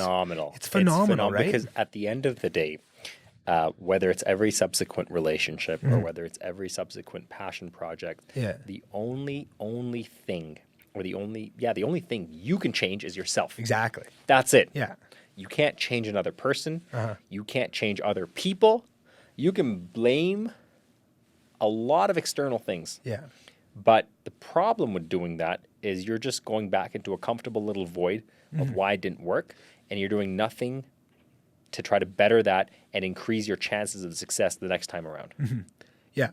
I 100% agree. I don't even know where I want to start because there's so many more things I want to jump off of that with. Is like in putting it into something about relationships of looking for that. But then I think where he brought it to is job interviews, of just looking for that accountability in people is a huge mindset shift that will help you be beneficial in the future. So just looking important for that accountability in anybody, because that's one of those skills, right? At work, I always say, if something goes wrong, you have a spill, or own up to it and take responsibility. I will be never upset if you own up to it and stuff. I might be upset in a certain way if you do something really dumb, but time and time again, my reaction is almost entirely based on how quick did you report it, how accurately did you report it, was something off, and then I had to go spend an hour of my day looking into the real thing of what you had. Did you blame it on everybody else? And as soon as you blame it on everybody else, now I have to go talk to those people, and then you create 1,000 more headaches. You back into something, and instead of saying, I backed into it and all this stuff, you come to me with this big story of, this person was supposed to be spotting me and they did all this and stuff. Man, that is a really convoluted story for backing into this. So then, you go out, you talk to the people that are spotting and just say like, no, I was spotting the other end. He was backing in and hit with his front end. Like I wasn't even over there. That was completely on him. But he was so much trying to not take the blame. This. You've led people. Yeah. Okay. And I've led people at work as well. It is very, very easy to figure out when someone is trying to throw you breadcrumbs to follow a trail that isn't really there. Yeah, it is. It's very obvious. You can pick up on that. You can absolutely pick up on that. And it's unfortunate because it's happened to me as well. It's happened to me. I've looked past it certain times just because I'm like, you know what? This person, I'll empathize with this person. Yeah, and maybe the situation is embarrassing, and they're just they feel really bad about what they did, and they're only they don't know how to navigate that situation. Exactly. Taking ownership is hard to do. Ownership is difficult to do. It is, and ownership it's a skill. And straight talk, exactly. Ownership and straight talk is a skill. The amount of we'll get to this later on. But it's funny. I was going to talk to you about relationships east versus west. Right. Because right now, a guy my age gets into what brown people call talking stages. Right. As in, you don't date, but you're evaluating a potential partner or whether or not you want to marry them or not. And I would say it's a very amusing little stage. It's a very amusing little stage because the problem is you're not really committed to anyone. Right. But you're still kind of exclusively talking to someone at the same time. It's a very strange little place. But anyways, how does that relate back to work and everything over here? Is it comes down to exactly the same thing. When you go through all these little, whatever you want to call it, talking stage or whatever, you can tell when someone is kind of giving you the beat around. Yeah. You really can. Yeah. It's not that difficult. And it does reflect very poorly. Reflects incredibly poorly. Same thing as in my work environment. Yeah. I've led people as well. The only thing that stops me or allows me to continue following that breadcrumb and say, you know what? Okay, whatever I'm being told, I'm just gonna be like, okay, let's go ahead with this. Yeah. Let's continue here. Yeah. The only thing is what you talked about. not everyone has the capacity of being able to communicate black and white. Yeah. They don't. I've seen that. It's a skill. It's a skill. It's definitely a skill. And unfortunately, I still see people who are like 35 and 40 don't have the ability to do that. Right. Yeah. And so I empathize with that. But at the same time, whenever I do have an opportunity to try to train someone, that, hey, you need to be able to do this, I think it's important. There's one thing I've told my boss, because I'll take ownership of places I mess up in on a consistent basis. I've told my boss, his name's Sandro. I was like, Sandro, listen up. I may make 100 different mistakes in my role, but I'll never make the same mistake twice. Exactly.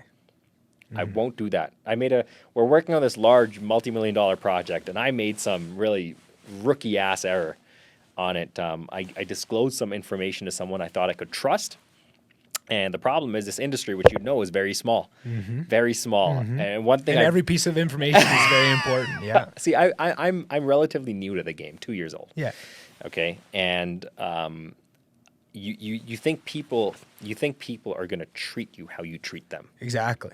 That's the problem. The problem is you think if I'm disclosing this information to them, it's as if someone's disclosing it to me and I'm going to keep it in my chest. Yeah. That's not the case. No. That's not the case. And I realized that the hard way. Yeah.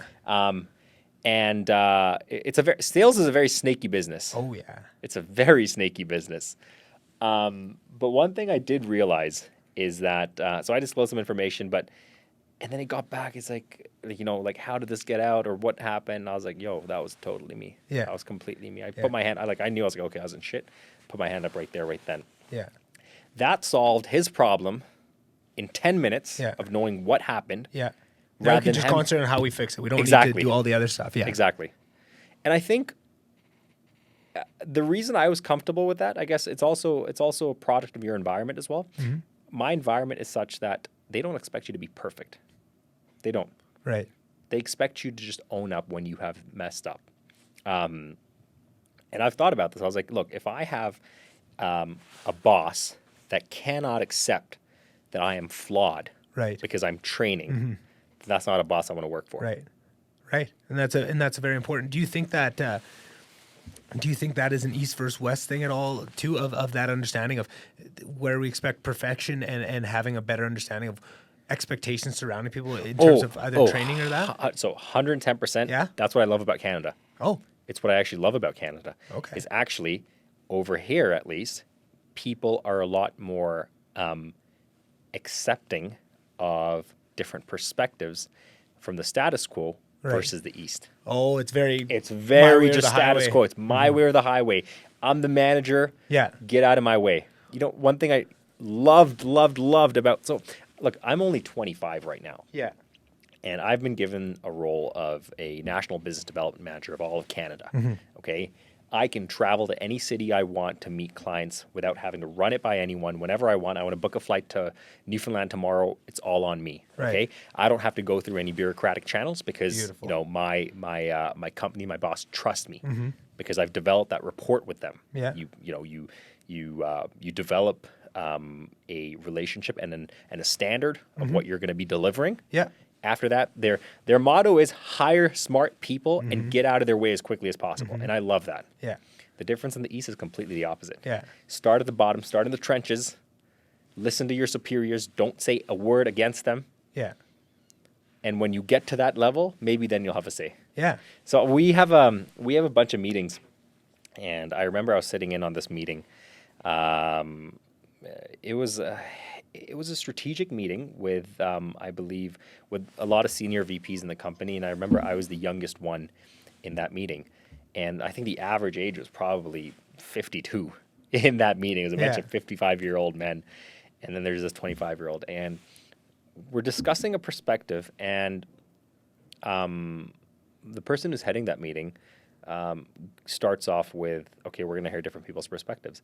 And he starts off with me as first. He starts off with me. And he starts out with my perspective, the next person, whatnot.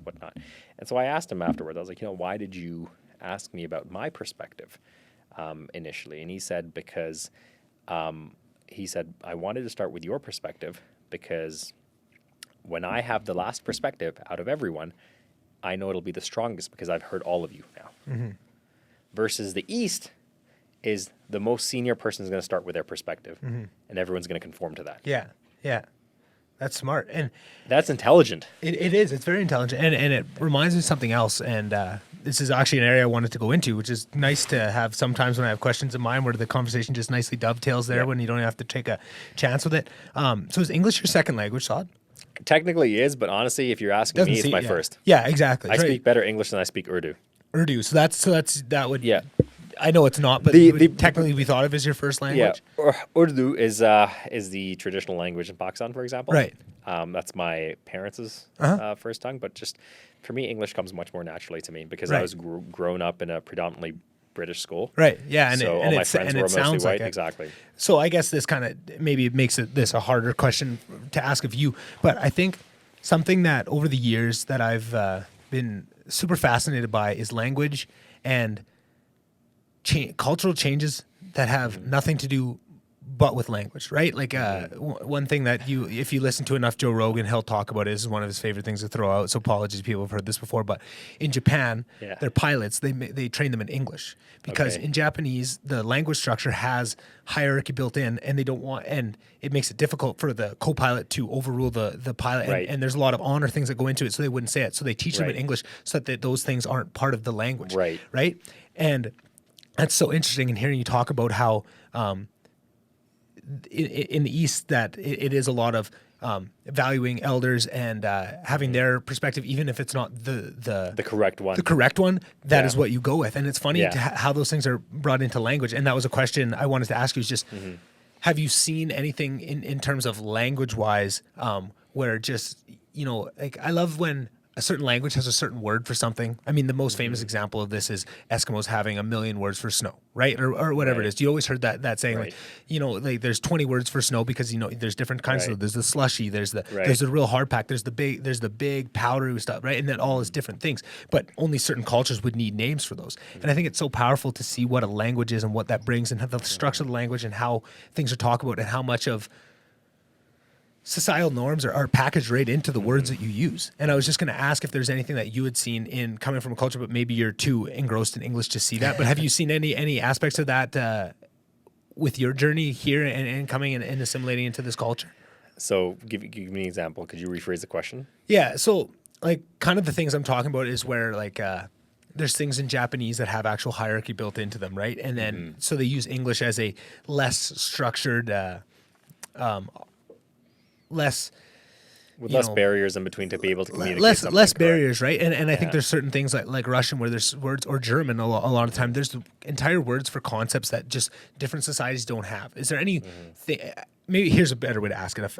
It took me about 10 minutes to stumble, but I think I found a way to ask this question. Is there any times where there's concepts for which you've heard words for in other languages that there's just not, that English just doesn't have something to sum it up and you have to use kind of end around roots to describe something, whereas in other language you might have already had a word for it? Good question. Yeah, I think your hypothesis is correct. I'm probably not as strong. Yeah, exactly. I'm sure there is. Yeah, I'm sure there is. I'm sure there is. And you know what? I know a couple of friends that if they watch this afterwards, they're going to rip into me for being what they call a coconut. Oh, a coconut. Brown on the outside, white on the inside. All right. So they're probably going to rip How into have I been watching this much Survivor and not even know that coconut reference? Jeez. Come on. So it's because I rip into them for the same thing. Yeah. But no, nothing in specific that comes to the top of my mind that you couldn't explain in one way. I think when it comes to language, and this was something I was talking to a couple of friends about in terms of why certain languages might be being eroded, right, or whatnot, is or the need to preserve languages, et cetera, et cetera. Yeah. If you look at it to the core, really, all a language is the medium through which ideas are transferred. Yeah. That's all it is. Okay. The medium can be text. The medium can be a call. The medium can be MSN Messenger. The medium can be Skype. Whatever. Ultimately, the core desire of two humans communicating is that my idea is reflected within your mind as accurately as possible. Yeah. And so there's no loyalty to a particular medium for that. all it really is how can I get that in this other person in the shortest, quickest time frame possible? Yeah. And that's a lot of why, as we become more globally connected as well, that's a core reason for why some languages are being eroded. Right. It's not because people have some kind of love towards it. Okay, sure, if you're, if you have a particular desire towards a particular type of literature, great. Okay, that makes sense. But loyalty to the language ties into a little bit of patriotism. But again, the core foundation is I need to be able to communicate with this other person. Right. And be able to transfer my ideas. It's like a form of transferring ideas. Yeah. How do I do that in the quickest and shortest time frame possible? Yeah. And ultimately, as we become more connected globally, I'd expect this erosion of languages to continue. Right. Because the difference in languages are essentially barriers to our medium of communicating. For sure. And I sometimes I struggle because in listening to that, there's probably like 6 different areas I want to touch on of things you jump to. I don't even know where I want to start. And then I feel like I'm going to forget the other ones. But just to jump right on that, I agree completely. It's interesting to look at how languages are being eroded, which ones are being brought forth. And I think a piece of that too is exactly what we were talking about before, how certain languages have certain aspects to them that are found, and there's certain cultural things that are in-baked to language, right? Like, some languages maybe have certain things that are in-baked with them that we've grown out of. And maybe there's languages that are being moved away from because there's certain cultural aspects to that language that doesn't play with what we have in 2020, right? But I think where that's dangerous is sometimes there's ideas that cannot be fully transmuted without that certain language, without those certain words, right? Like I think Russian is one of the biggest aspects.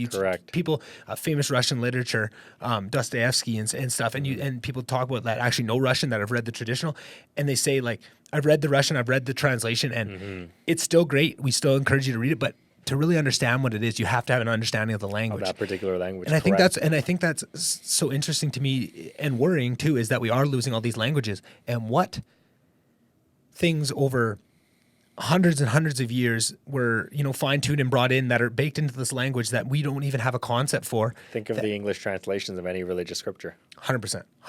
Look at not even English translations. Look at how many different translations. I mean, like the Bible, the oldest, the tablets of whatever it's called that they found. That's like the oldest ones they can go back. Yeah. But they've had to translate that from like 6 different languages to get it to English, right? And it's gone through so many times, and you can see. And that's something that I'm extremely interested in. I love religious historians and stuff, and just my own journey with religion over the last couple of years of, like I was very much throughout high school kind of went into a very atheistic mindset where I would very much judge people for even believing in something and just not even give them the time of day to even understand their relationship with religion, because I had such an idea of what religion was to me. I just automatically painted everybody else with that brush, which was very odd because I have a very specific relationship with religion, with one religion that I was brought up with and I didn't 100% jive with. And not even that religion, just like language controls some of the ideas and how it's brought forward, and it has some overarching themes that go with it. I think that's the same with religion, and it's same with religions as you look at them with different ones, but then also within one religion of who is bringing this religion to you. Is it becoming like, who's your local distributor conduit? Yeah, exactly. Right. Who's your local distributor of it? That is very different, right? Just like you go to I go to Freshie, it's a little like health food place in Grand Prairie all the time, and I love it. But when I go to a Freshie anywhere else, it sucks ass and I can't figure it out. Right. But it's something like that. It doesn't mean Freshie's bad, and it doesn't, and I want to recommend it with people, but I've had you've hit a really good point here. Yeah, and I think that's but that was something that I needed to learn for myself. And by going, again, like we talked about the pendulums of being maybe on the wrong side of the inclusivity thing and swinging to the other side, it was one of those things where I was so onto that side. I was so disillusioned with what I thought religion was and what it was to me that I completely wrote it off with everybody else.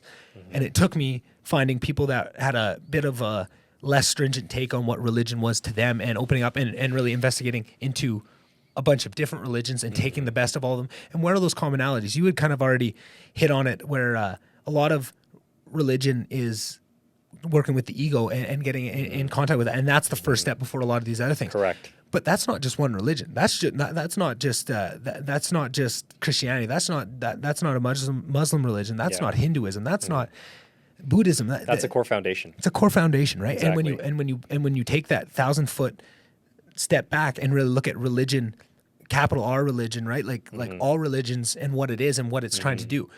You know, it's trying to help you work through the fear of your own mortality. It's trying to bring certain core tenets that a certain society in the past thought was important and bring them forward. Sometimes those are misled. Sometimes they're for reasons, like a lot of the like some things like not eating certain foods and stuff. When you look back traditionally, those had some real health benefits, right? At a certain times, right? Like there's certain diseases and stuff that we just didn't have the science to understand.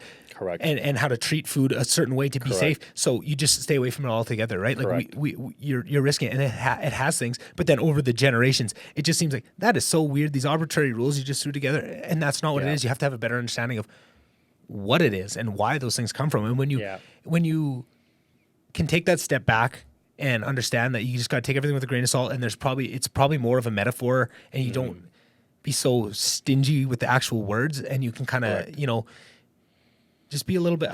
There's a certain word I'm looking for. It's not like loosey goosey, but just being a little bit more. This is where I'm going to talk a little bit about on this perspective. Yeah, for sure. I'd love to hear it. There's Brennan. I'm actually going to get you to Google this. The first Google of the podcast. First Google of the podcast. Fuck yeah. Hit me. All right. Oh, this is awesome. Brennan, there's a book. No, there's a TED Talk called "The Doubt Essential to Faith." Can you tell me who the speaker was, please? This feels so cool, man. I just feel awesome being able to have this and having just a studio. So where were we? We're looking up Susie Pendleton. No, the doubt essential to faith by Leslie Hazelton. That's what I said, isn't it? Yeah, close enough. If I could recommend anyone, whether you're religious or not religious, definitely watch that. Yeah, pretty interesting. What she talks about, Leslie Hazelton, well, she self-identifies as an agnostic Jew. Right. But she's done a lot of biographies around the Islamic religion, for example. Right. On the Prophet Muhammad or whatever. And one thing she constantly talks about, which is very, very interesting, is she talks about the early stages of Muhammad's life, and she talks about the fact that when he went through, what Muslims believe is that Muslims believe the archangel Gabriel came to Muhammad to reveal the fact that he's an archangel and that he's a messenger of God, etc., etc. Think about you sitting in a room and a random entity comes to you like that. Yeah. What's your first human reaction? I'm going crazy. Exactly. Yeah. Spot on. You're going crazy. Yeah. That's exactly what Muhammad's reaction was. Yeah. Okay, that's exactly what his reaction was. I'm going crazy. I'm hallucinating. Yeah. Holy shit. Like, right? Yeah. I'm scared. Yeah. What the hell's going on? And this is what Leslie Hazelton talks about. She talks about the fact that if you look at the early stages of his prophethood or whatever, whether or not you choose to believe what happened to him, forget about that aspect. What he experienced and what he showed is exactly what a normal human would do in that situation. Yeah. He came running down a mountain. He was incredibly scared, and he thought he was crazy. He didn't come down the mountain yelling, hallelujah. Yeah, I've got it all figured out. I've got it all figured out. He didn't come down saying, I'm a messenger, or, I've been blessed. Bless thy Lord. He didn't say any of that. He came down doubting, an increased doubt about himself. Yeah. And why that's important is Leslie talks about is that the first core component of faith is an element of doubt. Because if you do not doubt it, it doesn't become faith anymore. It becomes self-righteousness. So think about, I'll give you an example. Based on past experiences, that Brennan is going to be your go-to guy for helping you set up the podcast. Yeah. If I ask you, is he going to be here a week from now? You're going to say yes, but that's going to be faith. Yeah. You don't know what happens from between now and a week, do you? Yeah. But you're operating with faith in a lot of things. You're operating with faith based on past information. Yeah. So similarly, you're operating that, hey, Brennan's shown up for the last however long. What's another week? Yeah. But there still is a doubt. Yeah. There still is a doubt, hey, something could go wrong within a week. Something could happen. Brennan getting sick of Googling shit for you. Okay? But that's the difference between. Now, if someone asks you, is Brendan going to show up today? You're going to say, yes, that's self-righteousness. He's just sitting there. There's no faith to that. He has shown up today. Yeah. Versus if someone asks you, is he going to show up a week from now? When you say yes, that's faith. Right. And so the most important part we have to recognize about faith is this is what I believe to be true, but I could be wrong. Right. And that's okay. And that's okay. And that's a core component of religion that's often missing from a lot of different religions. It is. Is that this is what I believe. This is the religion that I believe in. These are the followings I believe in. But you know what? I could be wrong, because have I seen the Almighty? No, I haven't. Right. Have I seen No, I'm relying on this piece of information. I am simply absorbing all this information from around me and making the most calculated decision. So this is what I think to be true, but you know what? I could be wrong, and that's totally fine. That's my faith. And she said that is critical, because a lot of people, when they talk about religion and then they tie morality into it, this is moral, you are immoral. No, it's not this is moral and you are immoral. This is my perspective of morality. I think this is what I should do, but if you choose to do something different, power to you. I am not a judge about that. Yeah, and it's a lot of shame versus guilt too. In a lot of religions too, is a big piece of that. Exactly. Interesting. 110%. Interesting. And, you know, when you go down to the foundations of religion as well, it says the same thing as well. Yeah. It says you're not God's chief justice. You are God. Everything is God. It's all within one. That's usually what most religions is. It's everything. It's bigger than that. Exactly. It's bigger than that. And the problem is most people that are religious, and this is not even just Muslims. I've seen this in a lot of different places as well. They act as if they are God's spokesperson. Right. Okay. And oftentimes, and this is, where the challenge comes in, that, well, I can't speak for every other religion per se, but I know, for example, in Islam, for example, it constantly says that, you might have 0 outward flaws and someone else may have 2 outward flaws, but you may have 100 inward flaws that no one sees. Yeah. Who are you to say that you are above or below another person? Right. That narrative is constantly there in the sources, should you choose to read it. But the problem with religion is, this is the second point that I was going to make, religion is always not the core source of it. The core source of it's always the same. Yeah. But how people practice religion and observe it. And how it evolves. How it evolves is always a representation of their social environment. For sure. For sure. You can see that. And I think a big piece of that is looking at different religions, right? Because like you say, this is something that's bigger than religion. It's just with all religions, but you can see that same thing in how all these religions, right? You look at Christianity today versus what Christianity was before. You look at Muslim religions now versus what they used to be, right? Hinduism, Buddha, all of them, they've all had this huge evolution, some for good, some for bad. And that's something you could debate with everybody of whether that's for good or bad. Either way, but it's all the core foundation, so for example, when you're talking about Muslims, the core foundation, the Quran, for example, that doesn't change.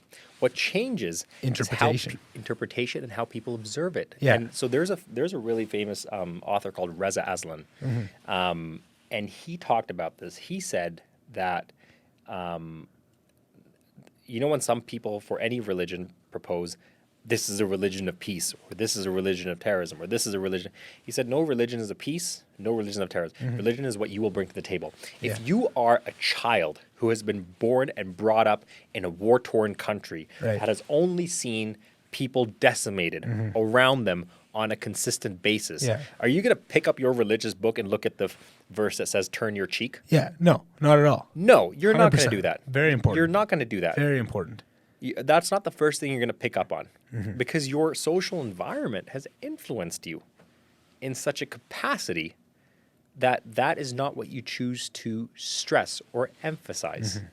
There's a lot in every religious teaching. There's a lot in there. That's and you can pick and choose from it to make anything you want out of any religion. That's why there are, if I'm not wrong, and Brendan can correct me, there are 57 Muslim majority countries in the world with 57 different laws, all talking about drawing their laws and interpretation from the same source. Exactly. It's crazy, hey? And it shows and it's funny to hear you talk about faith and to talk about faith coming from an agnostic Jew. Because I love everything you talked about with faith, the more you described it, the more I think maybe I have seen that TED Talk, because a lot of the things you had said, or maybe I just heard another person talk to similar things. And I think that's very important to talk about what faith is.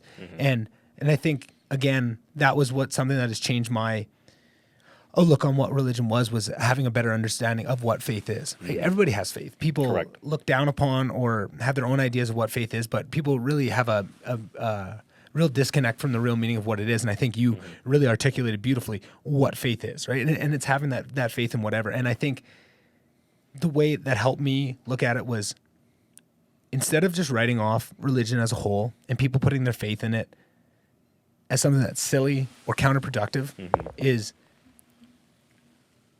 you can put your faith in anything. It doesn't have to be religion. It doesn't even the lack thereof. Exactly. Even the lack thereof.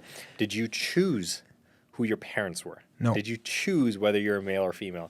Did you choose whether you're white, brown, or black? No. None of it. There's a lot of unanswered questions.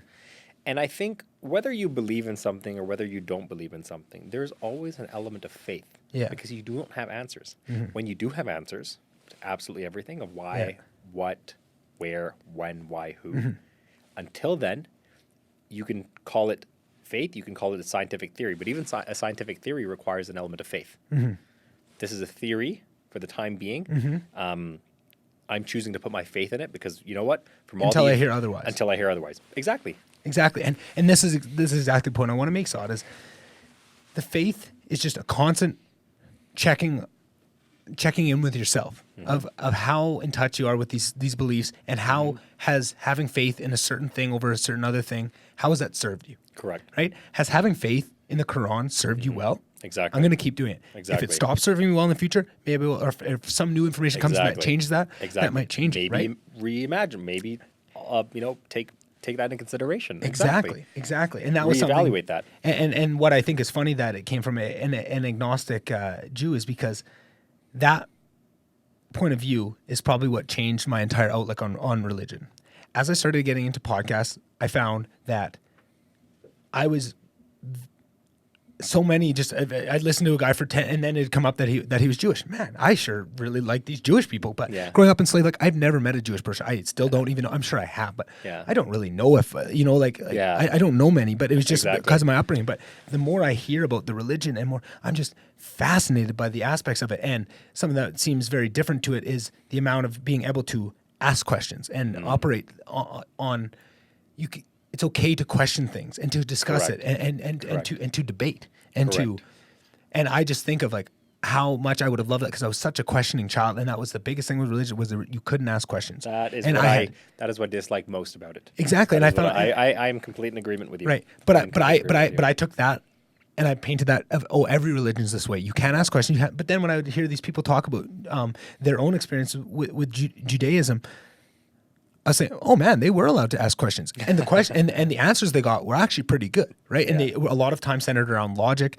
family, these really core values, but not in a way where these are the values. I'm going to jam down your throat, and you have to believe this. It's we believe these things, and this is why. And all the questions you ask, we are going to debate with you and show you how that fits into the bigger picture and help walk you through that, instead of just saying don't ask questions. And I was blown away by that, and then just more and more. And now a bunch of these comedians I like, they're also Jewish, and just I just found I don't know if I was Jewish in a past life or something, but I have so much interest in it, and it's just been a very cool journey. And thankfully, I think episode 14, David Akinnon, he actually he's a practicing Jew himself. As far as I believe, I shouldn't say practicing. Maybe that was overstepping my bounds. I don't know. Anyway.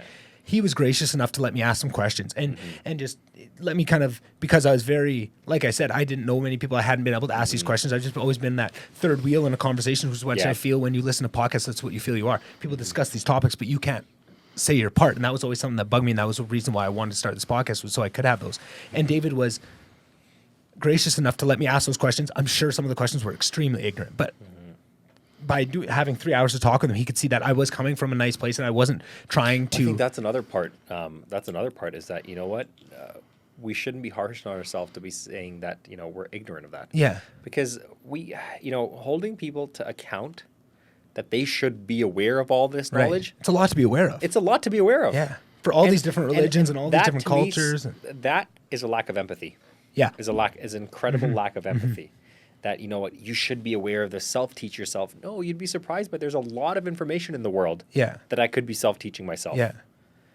And it's all going to make me better at the end of the day. It's exactly. But if someone's approaching you with a genuine question, with a good place of heart, never, ever make someone feel bad for the fact that they are less educated than you are about a particular topic. Right. Never belittle them. But I think that is the other side of that coin of how amazing it is. Like we've already spoken to the benefits of having an inclusivity and stuff. But I think the other side to that coin is that worry that now everybody's walking on eggshells because they don't want to offend anybody, right? But I feel like I learned so much about myself in those couple questions I was allowed to ask with David, and I really want to have David back on. He was an incredible person, and I honestly think that's one of those podcasts that didn't get enough listens. And I think I was talking to Brendan before, some of the audio quality of the first ones I think really stood in the way of some of that, and we've got a plan together to re-upload some of those, get some better content. But I just think it didn't get enough views, and just I'm excited to have people on in the future that I can ask more of those questions and find, because it's not like we spent the whole time on that and discussed that at any length, but just the couple questions I was able to ask really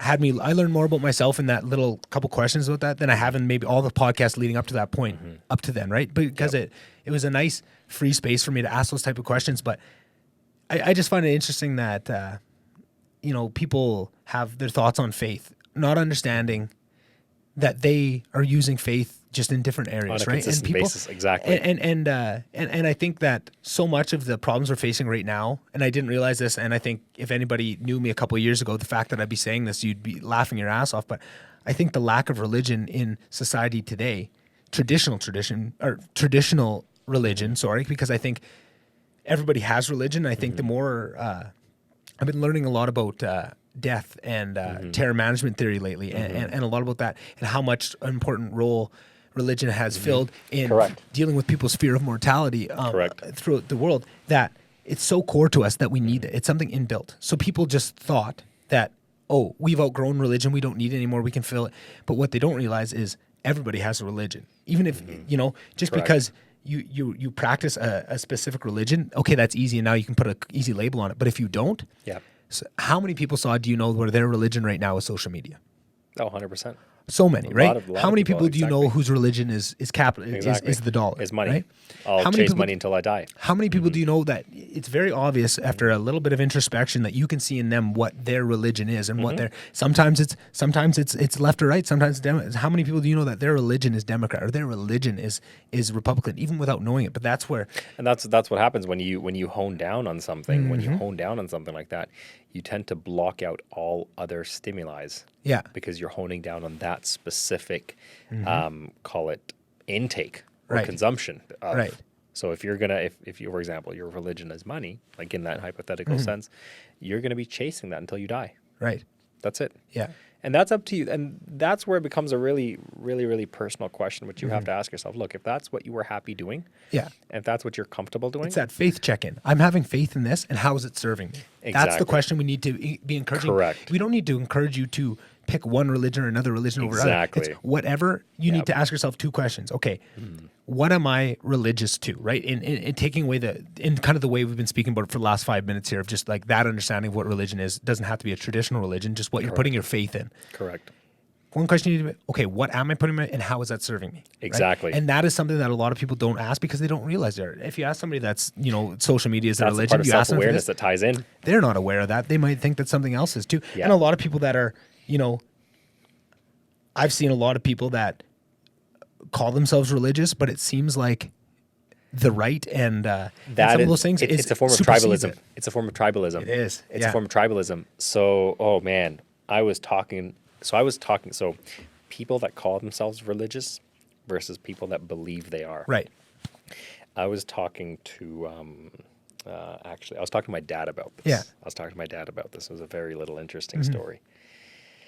I was talking to my dad about this, and I said, we were talking about something which talked about how a certain action was, from a religious point of view, it was totally fair and completely, I'll give you a very simple example. In conservative Pakistani societies, right, a concept of marriage, for example, okay? a concept of marriage, if a guy's younger than a girl, right, people think, no, that's not going to go. Okay. That's not going to work. Parents don't allow that. Right. Okay, parents don't allow that. Okay, yeah. If you look at it from a religious point of view, absolutely nothing wrong in that. Right. Nothing wrong in that. The Yeah. Prophet, technically, Prophet Muhammad's first wife was about 13 years older than her. Yeah. Okay? I understand where it comes from. It comes from a place of fear, of maybe emotional maturity, all that jazz, whatnot. So I can empathize with that. Right. But I was talking to my parents about that. I was talking to my parents, why do people have those views and why do they not have those views? Whatnot? Where does it come from? Where does it come from? And my dad said something that was very, very interesting, which I really liked. He said that, that comes from preconceived notions of how your social environment is going to react to your action. And I told him, I was like, Dad, look, if religiously it's not a bad thing and it's a good thing, right, surely you wouldn't care about what your social environment thinks. Right, because that should be superseding. Exactly. Right. But people outwardly express their love for their religion. When it comes to the faith within their heart, it's the love for people's opinions that matters more than the religion. Right. It supersedes and that's exactly where it comes down to our point. That's where it comes down to our point. There's a lot of people that talk very highly about religion. Very, very highly. But within their hearts, it's XYZ's opinion matters more to me than my religion. Right. And you can see that in their actions. Right. They appeal to the masses, not to the teachings. That makes a lot of sense. I see that left, right, and center around me. I've had personal experiences around that. And you know what? That's fine. Everyone has their own comfort of choices of whatever they want to make. Power to them to do that. But I talked to my dad about this, and this is what happened. I was like, you know what? I was like, I am in a place right now, and this is my faith. In Islam, there's a term called ikhlaqiyat. Okay. Not Islam, sorry, in Urdu. There's a term called ikhlaqiyat, which basically means humanity. Right. Okay, a form of how are you serving humanity? Okay, because in Islam there is a belief that if you do something that wrongs what God has told you, that's between you and God. He can forgive you. But if you wrong another human being, until that human forgives you, God won't forgive you. Right. Okay, but the problem is, and this is my biggest challenge between a lot of religion as well, people don't stress on that fact. Okay, they forget about their duty to humanity. Yeah. And they think about just their duty to God or whatever. Right. And I was talking to my dad about this. I was like, you know what?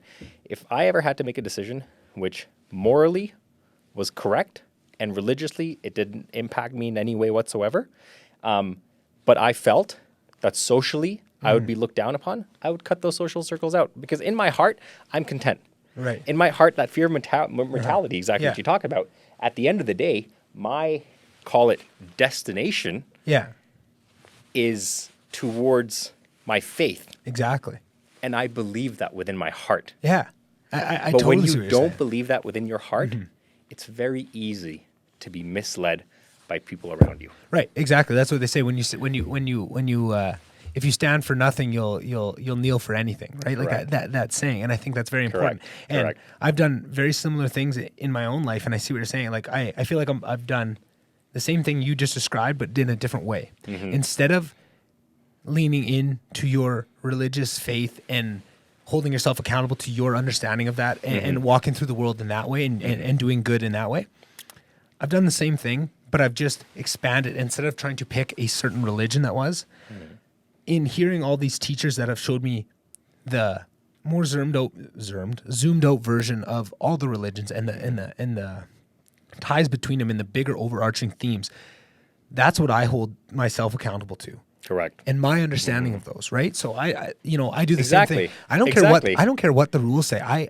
Exactly. As long as I'm good to myself, but that comes back to where we started, that radical on it that only works. Correct. Because if you just base yourself on your own morals of just what your understanding is, if you're good at lying to yourself like this, you will twist those morals and you'll find those things, and that's where it's about your own accountability to it. But I do the exact same thing where I don't care if this is against the law even, right? If I have an understanding of, and that was always what got me in trouble. I was always a good student and stuff, and I followed rules, but if it was a rule I didn't think I believed in, I would fight it tooth and nail. Or if I felt that somebody deserved, if I got in trouble in school, I would take it. And if I deserved it, I would take it all the time. But if I felt I didn't deserve that, or the rule was worth breaking, or I had I had I could talk my way out of this. Like, I feel like you're just not giving me the time and you're just following these rules too strictly. Well, Nick, it's people like that break the status quo. Exactly, right? Like, I don't care what these rules are. Correct. I didn't make these rules. I didn't have a say in what these rules are. And that's what I struggle with work a lot of the time is the corporate world is a lot of the time you hit to that.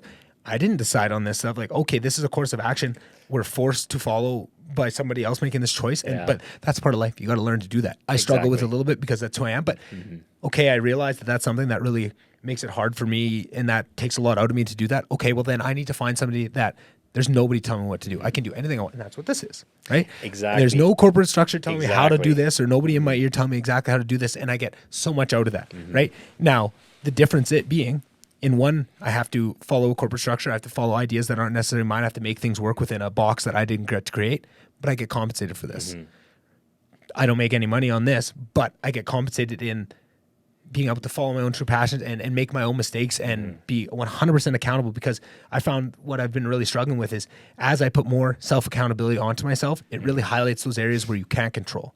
And right in really concentrate on the things I can change, you rather quickly butt up against the things that you can't change. And that's where the frustration really seeps in for myself. And then it's, okay, well, you know, that I've worked my way up. So within what I can affect, I can make calls and people listen to me and I can make my voice heard on what I think is the right thing. But that only extends so far. At a certain point, you hit a certain level, everybody's got a boss, you're going to run into that, right? And there's only very few things that you can do and have no control over what it is, right? And a podcast is one of those things where you can do, and that's a big reason of why I leaned into this of something, right? You see stand-up comedy, that's another one, right? And you always see these comedians talk about it's the industry. That's always the thing of I can't get a 1 hour special because the industry. But you see these guys like Andrew. What have you done differently to try to break that cycle? Exactly. And then you see Andrew Schultz who goes to everybody, I need an Netflix question. No. I'll do a show. No. So he goes, fuck it. I'm putting my stuff out on YouTube. He's the biggest comedian in the game right now. He's over the last year and a half probably. He just started putting out his stuff on YouTube, getting crazy views, selling out venues. Dropped a 30-minute crowd work special just off the top of his head on the same night that Chappelle dropped his and put his name in, went toe to toe with the GOAT. And that's amazing. Joke to joke was pretty fucking good, right? That's and he amazing. always and that's awesome. And I love listening to Andrew Schultz because he's the kind of guy. He talks my language. He talks about like. I want to be the GOAT. I want to be the best at comedy ever. Yeah. And he's open about it. He says like, I think Chappelle's the GOAT right now, but that's what I'm going for. That's good. He's ambitious. That's good. Exactly. That's same thing with this podcast, right? Very clear who's the GOAT in podcasting right now. It's Joe Rogan, right? I know that. I'm fucking coming. You know what I mean? Like, exactly. And I love that. And I love how he talks about that. I respect that tremendously. And why are you in it if you're not trying to be the best, right? And I don't want to. I want to be the best, and that's something that, you have to be open about. And maybe that takes, he's already got a 10-year lead. You have to surround yourself with people as well that are going to respect you for that ambition. Right. Yeah. That's oh man, I can't emphasize how important that is. Yeah, it's very important. How important to have people that respect that ambition, because if we surround ourselves with naysayers or with people that, oh no, you're not that good enough, whatnot. Yes, sometimes you can use that as a field of fire. Yeah. And that's an area it might work. Depends on your personality as well. But what's critical is to have people that hold you accountable to your ambitions. Right. When you have people that hold you accountable to your ambitions, then suddenly people or techniques too. Because there's accountability techniques that you can do, right? Like me. Exactly. Accountability or techniques. I say shit on this podcast out loud because I know that now I have to hold myself accountable to that, right? Exactly. It's not a person per se, but and that can be journaling. That can be, talking to your spouse, making sure you say things out loud. The power of voice and the power of your own self-talk is very important, and you have to take use of that, right? And walk that forward in whatever shape that takes. The accountability aspect of basically ensuring that a plan systematically is developed in a place is incredibly important. The accountability of that. For sure. The accountability is critical to the execution of any dream or idea. 100%. And how you find that accountability, whether that be people, whether that be techniques, it's definitely a core foundation to have. Yeah, and it changes everything, right? If you don't have accountability, you can't do that. That work to be radically honest and to do that, right? If you don't have the accountability to do it, because like it's things like that of going back even to like that grit and gaining grit as a skill. That is something that I think is so important because when you look at something, if you want to be, if I want to be better at podcasting, right? Mm-hmm. So the only way to get better at podcasting is to get hours in this chair, is to get good at podcasting. Sit hours in this chair. That's 100%. The only way, if you want to be a better hockey player, you need to get out and play games or practice. You have to be, working on that thing. But something like grit, it's not specific, right? Yeah. Getting up at 6 a.m. and going for that run instead of laying in bed, that you're practicing grit. Correct. Right? Correct. Then you finish that run, you go in and you do Grit's your shower. not an internal thing that you're born with. No. It's something you're taught and trained. Yeah, exactly. And I think that is something that we don't think of, and we talk to people as if it isn't. That person's got grit. That guy's got great accountability. We shouldn't talk in those terms. It's that guy has built that. He has developed those things. That's what's that grit, especially. This has been one of my. This is another rabbit hole we're going to open up right now. Okay. Great. Grit. There's another TED Talk. Just don't even know the name of it right now at this point in time. She talked about the fact that they looked at the most successful Navy SEALs, right? Out of the military academy in the United States, and they evaluated who actually came out on top of that rigorous program, right? What their key personality, physical traits, whatnot. And what was really interesting about all of them, the success sample, was that there wasn't any common denominator. There was no common denominator of physicality. There was no common denominator of, a particular race, a particular heritage, nothing like that. What all of them had in common was grit. Yeah, yeah. That's what they all had in common. Exactly. That they were willing to do things. They somehow found some form of motivation within themselves to keep going in the 59th second of the 59th minute of the 11th hour. Yeah. Where no one else wanted to do it. It wasn't that the other person was not physically capable or that this other person was physically more stronger or had higher endurance. No. It was something that could not be measured. Yeah. And she talked about that, and that was very, very important. Yeah. And it's right. You know what my dad used to say, actually? My dad had a schedule for me when I was growing up, man. Yeah. Oh, strict Brown parents. I love them to bits. Yeah. Now that I... He was like, every day after school, on a school day, on a weekday, up until, I think, grade 9 or grade 10, I would have to work 2 hours, whether or not I have any homework. Yeah. You're working on something. I'm working on something. 2 hours. He's like, even if you have nothing to do, sit in that chair in front of that desk for 2 hours. Yeah. On a weekday. On a weekend, it's 3 hours each. Okay? 3 hours each. He's like, on a weekend, you're telling me what time you're sitting on that desk for 3 hours and what work you're doing. Yeah. Even if you have zero homework, you're going to keep working. You're going to keep working for those 3 hours. And obviously, as a kid, you hate that. Of course. You hate that. You're like, oh, come on, man. Get me out of here. None of my friends have to do None of my friends have to do it. What am I doing? Exactly. But now, when I'm doing 16 hours of work, comes naturally. Like that, in the blink of an eye. Yeah. In the blink of an eye. Why? Because that grit and that tenacity was developed within me from a very, very young age. Yeah. So now, when someone asks me, the ability to do something you don't like for an extended period of time, that's what grit is. Yeah, exactly. Exactly. And I think there's so much, and I think even with all that, and that is all true, but I think just to take another step further of just the importance of grit, and I think we've covered that pretty good, but there's a book called The War of Art by Stephen Pressfield. Okay.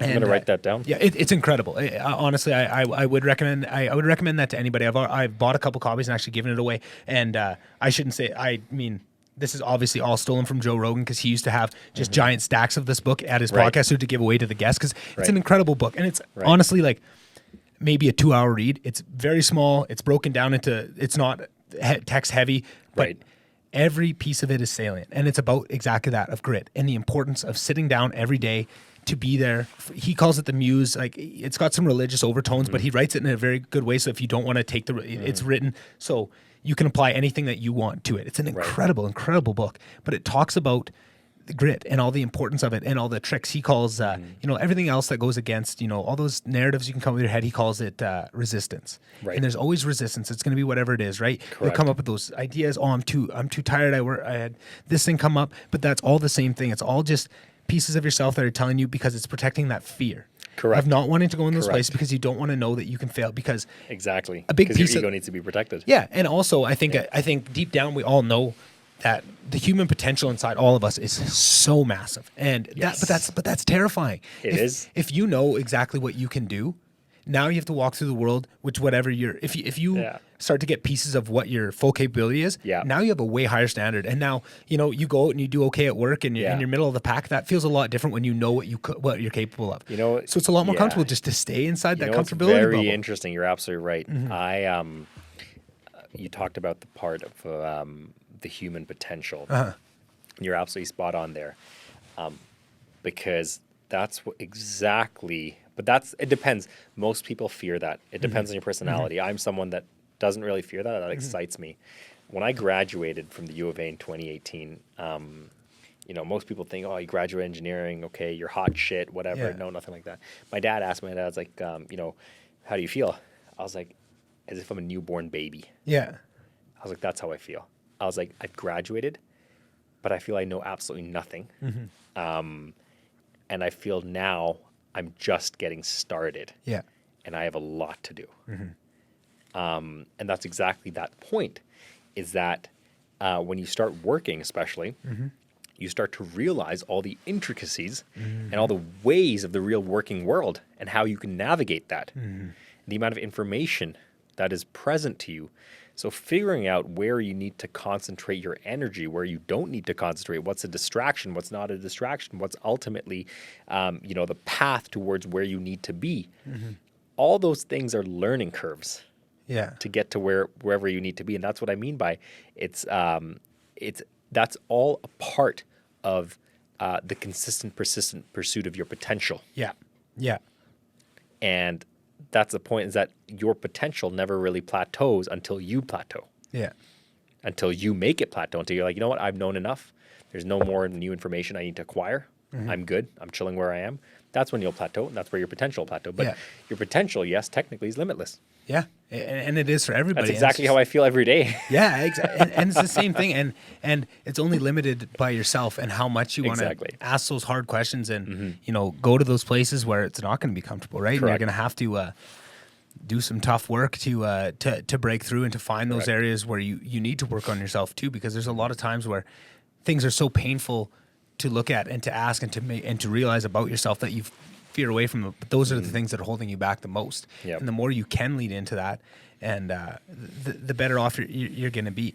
And I love the idea of kind of that common denominator, because that's something that has been a huge impact on me and how I live my life, is looking for common denominators. But I think for the longest time, I didn't have the right diet of the people around me that I wanted to be looking for common denominators with. And the biggest change that I saw was getting into podcasts. So now you have 100% control to listen to somebody for hours and hours and hours and make a judgment call on them. I'm great at reading people and judging people. That is one of my throughout business, throughout everything. Oh, it's very important. That's very important, and it's the thing that I think separates me apart. And I can learn people and see where they need to go. So when I found podcasts, I go, oh, I have almost endless material to make a judgment call on if I want to listen to this person and take what they have to say, and not just in general. It can be on certain subjects, right? Like the Joe Rogan's the one. I'm just going to use him because he's the easiest one to talk about podcasts because he's the biggest. But I think there's a lot of areas where he's extremely talented in,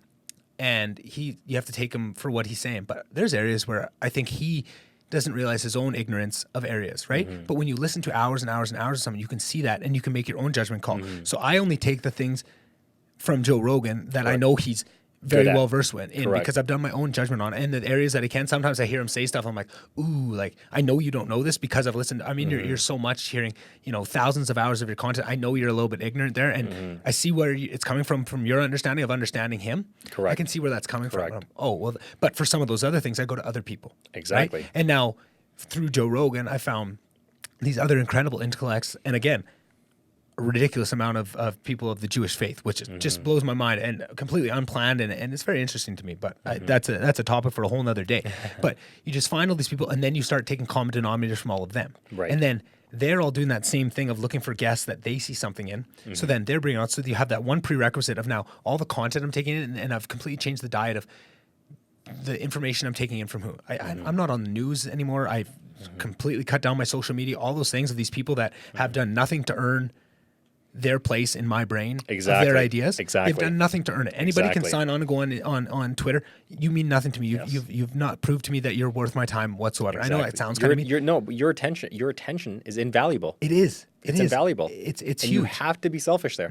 And then and if you're pulling your common denominators from only the highest level of the most competitive people, right? The David Goggins, the Joe Rogans, the Lex Friedmans of the world, and you look at them and their guests, and then you pull the common denominators from them, right? Like one thing was transcendental meditation. I heard so many of these people I look up to, scientists, entertainers, all these people talk about meditation. Meditation is always something that I kind of wrote off, very similar to religion, just had my own views on it. That's silly, not for me.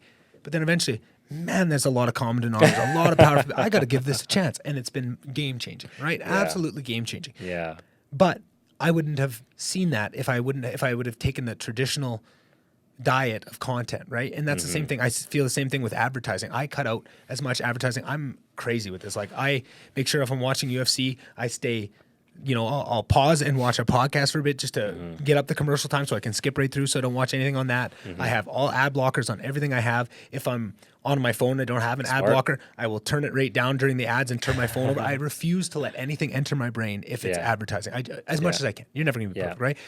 But because that makes sense. That's smart. But because I value that mental diet of what you're taking in, I only want the best people influencing my ideas, right? And I want to prove, and that's part of this podcast is proving that anybody can do this. Correct. You just have to take the time to realize what is serving you, those faith check-ins.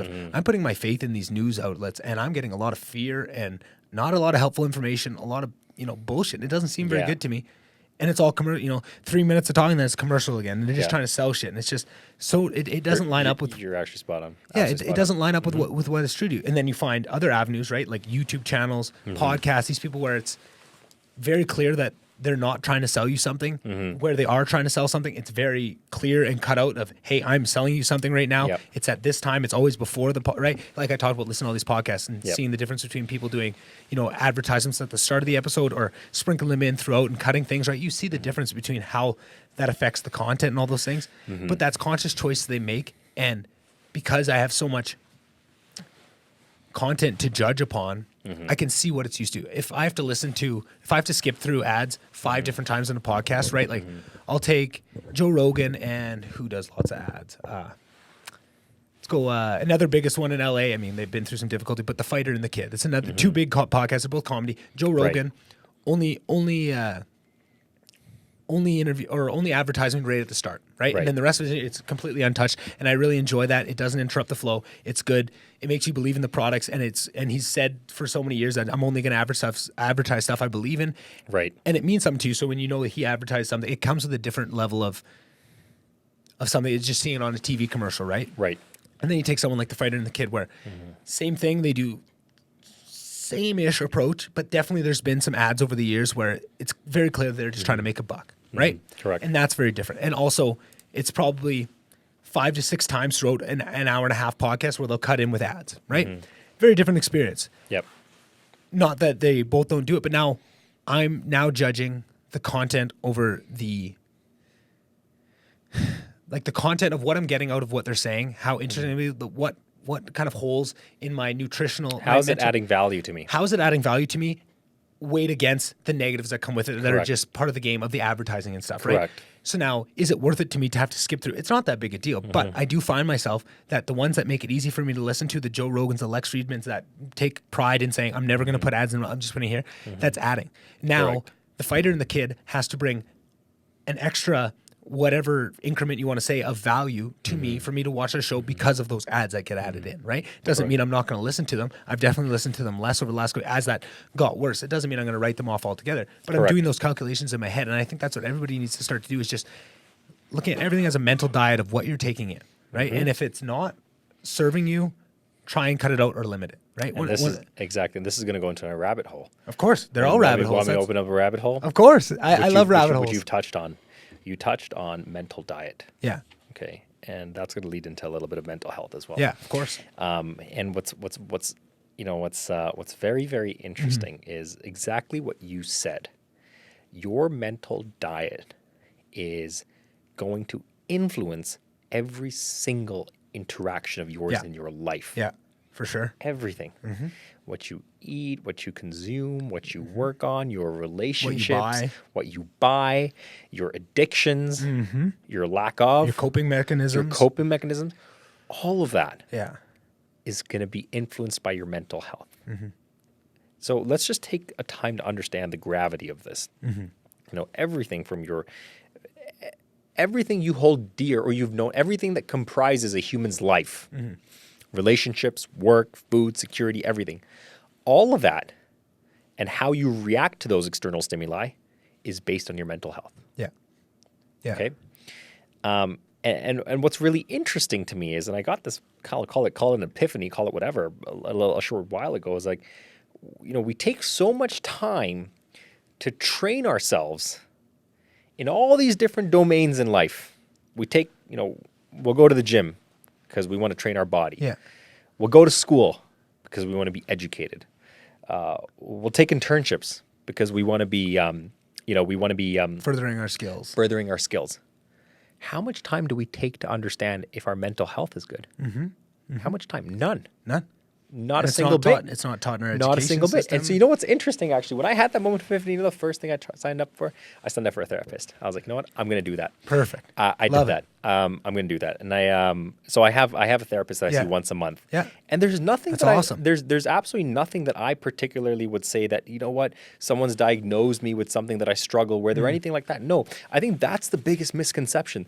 The problem is when you get to a point where you're depressed or anxious, that's like, I'm putting out the fire because now the whole building's on fire. Yeah, yeah. You should have started when one room was on fire, not when the whole building, when you smelled smoke. Exactly. And that's what baffles me. What baffles me is we take so much pride to have a physical trainer. Yeah. But God forbid we have a therapist. 100%. And that's looked down upon. And that's what, what I completely don't agree with. And what's interesting is, so some of my friends who I've told about this are like, well, what do you talk about? I was like, what I talk about are my interactions at work. Yeah. I talk about hey, this was a difficult situation that came up. This is how I handled it. Do you think I handled it correctly? Right. Because now my therapist is not only a therapist to me, but it's also a mentor. Yeah. Okay. An unbiased mentor. And I asked her, I was like, hey, you know what? This is kind of how I handled the situation. This is all the situation. Do you think I did the right thing? Yeah. And then she'll tell me, hey, Saad, you know what? The way you handled the situation could have been this way. It could have been that way.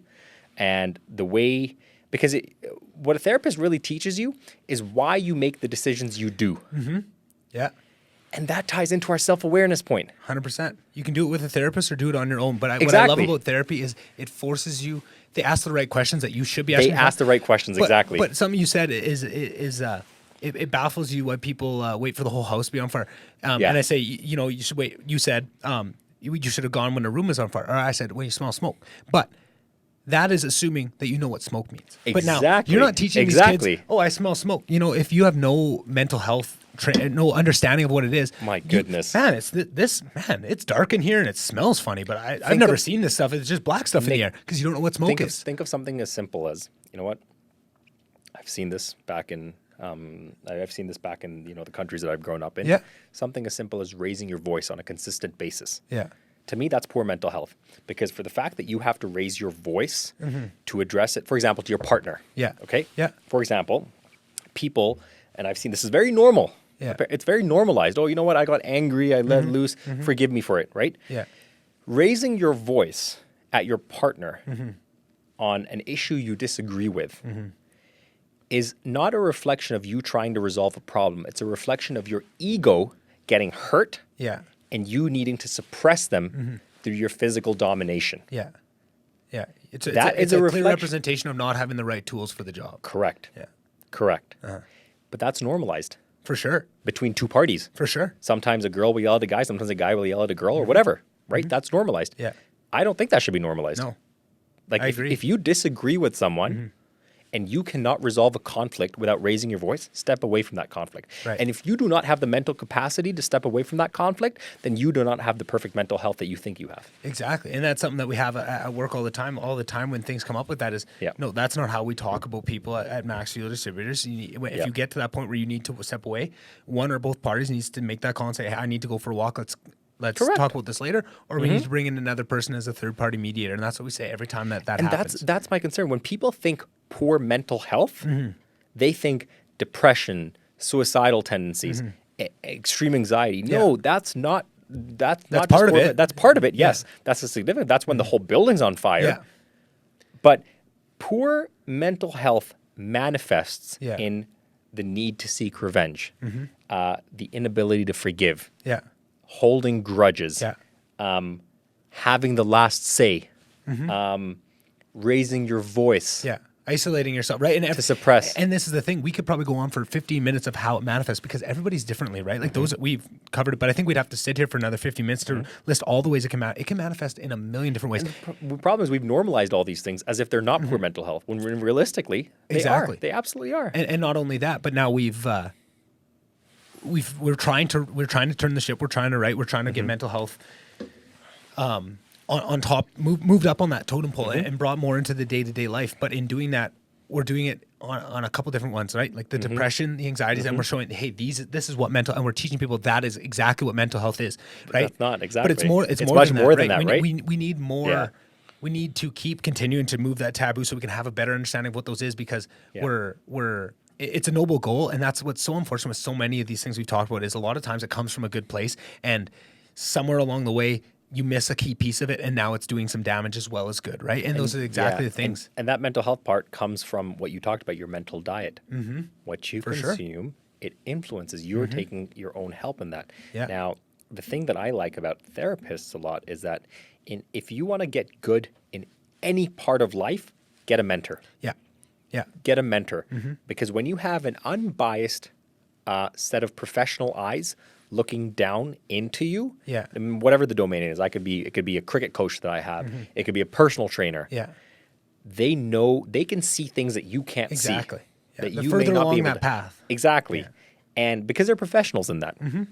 And when they have the ability to see that, they can provide more insight to you on how to better your game. For sure. So for sure. For me, that's what I like about a therapist. That's an unbiased professional looking in at me. Who knows her craft, his or her craft, or their craft, better than me. And they're really mentoring me and training me on how to be on top of my mental game.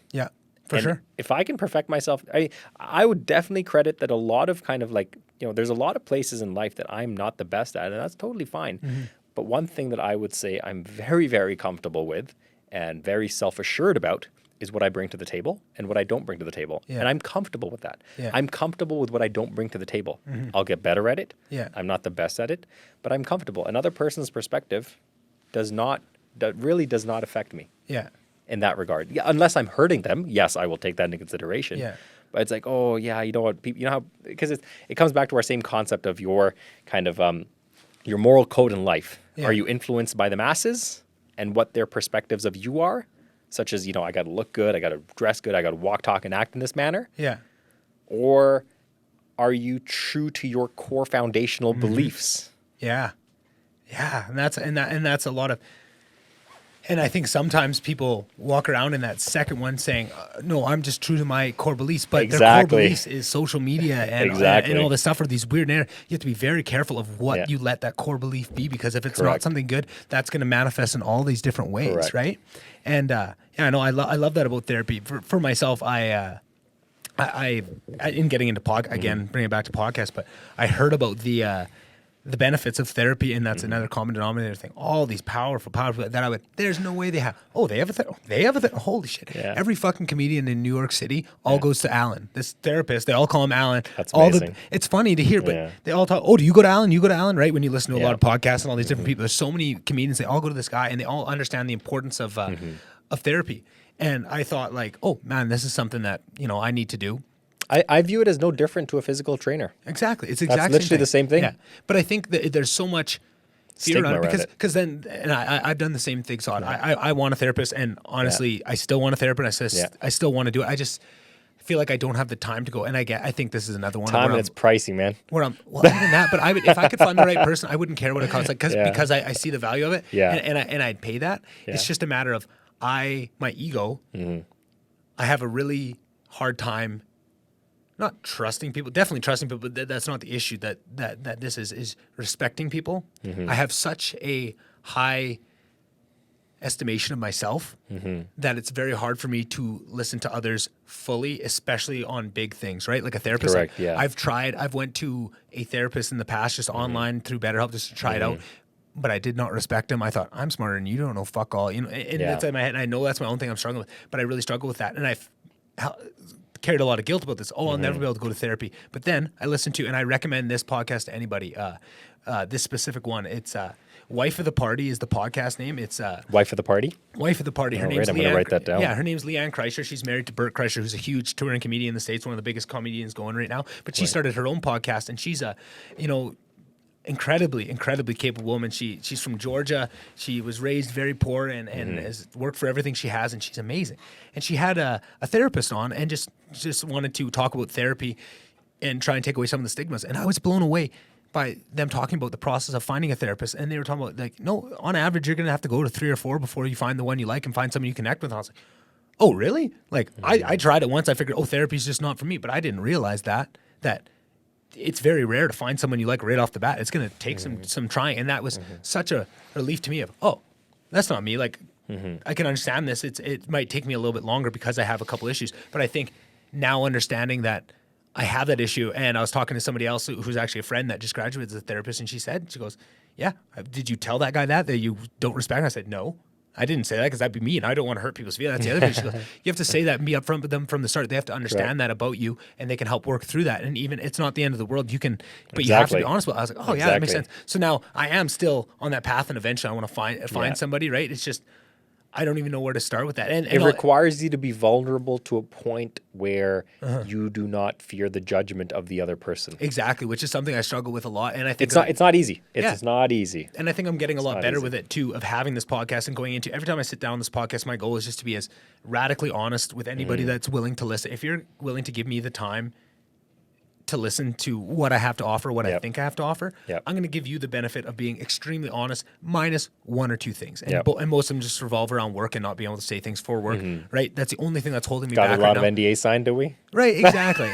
Things like that, right? You can't talk about certain things, so there's certain things. But even that, in knowing that I am 99% honest about all the things, right? Especially my own stuff, my biggest failures, my body weight issues, my stuff of like all my deepest traumas, like trying to impress my dad, those kind of things, right? Of being completely open about them. But even though I still hold a lot of guilt of not being 100% honest because of the stuff like work and stuff that I just don't have that. And that's completely fine. Yeah, and give yourself that space. I think every person has to give themselves that space and honesty. You know what?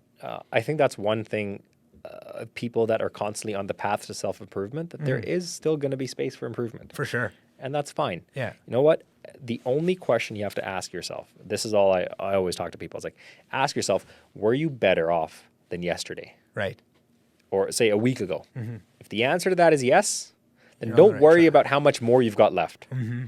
For sure. Because you'll get there. Yeah. If you can every week say I was better off than whatever was, if you went backwards a week, then be like, okay, this is a bit of a concern. I shouldn't have done that. Yeah. But whether you went forward 1 step or whether you went forward 10 steps, doesn't matter. Exactly. You went forward. That's what matters. And that's something that you have to check in with yourself.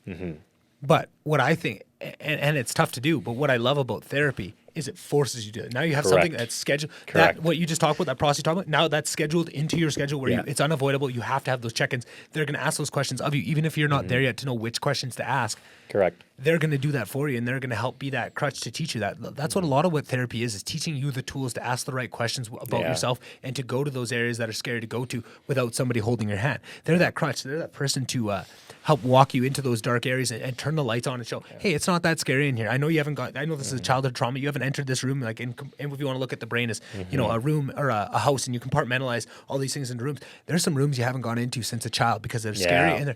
And I think everybody's different. And I think that's where I see for myself is just lately I found in jumping into some of those rooms and turning the lights on myself, it's given me openness to do it more often, go into other rooms and stuff. And I've seen that it's not that scary, but not everybody has that, right? Sometimes you need a therapist to walk you into those rooms, right? And then maybe you walk in a room and you go, fuck this is too much. I can't do. And that's supposed, and that's going to be that therapist's job. You're right. No, okay, that's fine. Let's close this door. We don't have to go in here today. But a couple months down the road, maybe let's get you into a couple other rooms, turn some other lights on, show you it's not so scary down here, and then we'll go into that. And that's what they're there for. And I think that's so powerful, people. And you're going to get so much better if you can find somebody to do that with. And maybe just to tie this all together is, I think that mental diet. Yes. It's got different levels, right? Just like eating, you have different, you have your meals, you have your snacks. The biggest, most important piece is the people you interact with in person, right? 100%. Your friends, your family, 100%. your coworkers, those kind of people. Those are your meals. Those is the core of your sustenance of your mental diet, right? That's you're taking it. It's the most important piece. If you have bad people around you in your life that are bringing you down, it's going to have immediate detrimental manifestations, right? I agree. Then you have your social media, your news, those kind of things. That's your snacks and stuff too, right? And I think you need to look at it that way. If you need to have your core, if you're getting 90% of your mental diet through those snacky little things, right? that's that. You are not going to be in a very healthy place mentally, right? But what I see a therapist is not only that's adding it in to your core diet, and it's almost like having every once in a while, you're going to get a really, really healthy meal from somebody. And not only that, but they're going to give you tips for your diet for the rest of it. It's like having a nutritionist on hand, right? So not only are you getting really, it's like your nutritionist cooks for you once a week, and you go there, you get a great meal. It really sets you on track, and they also give you things to keep going for the rest of the week, right? So that's the most important one, and your friends are that too, right? And whatever that things.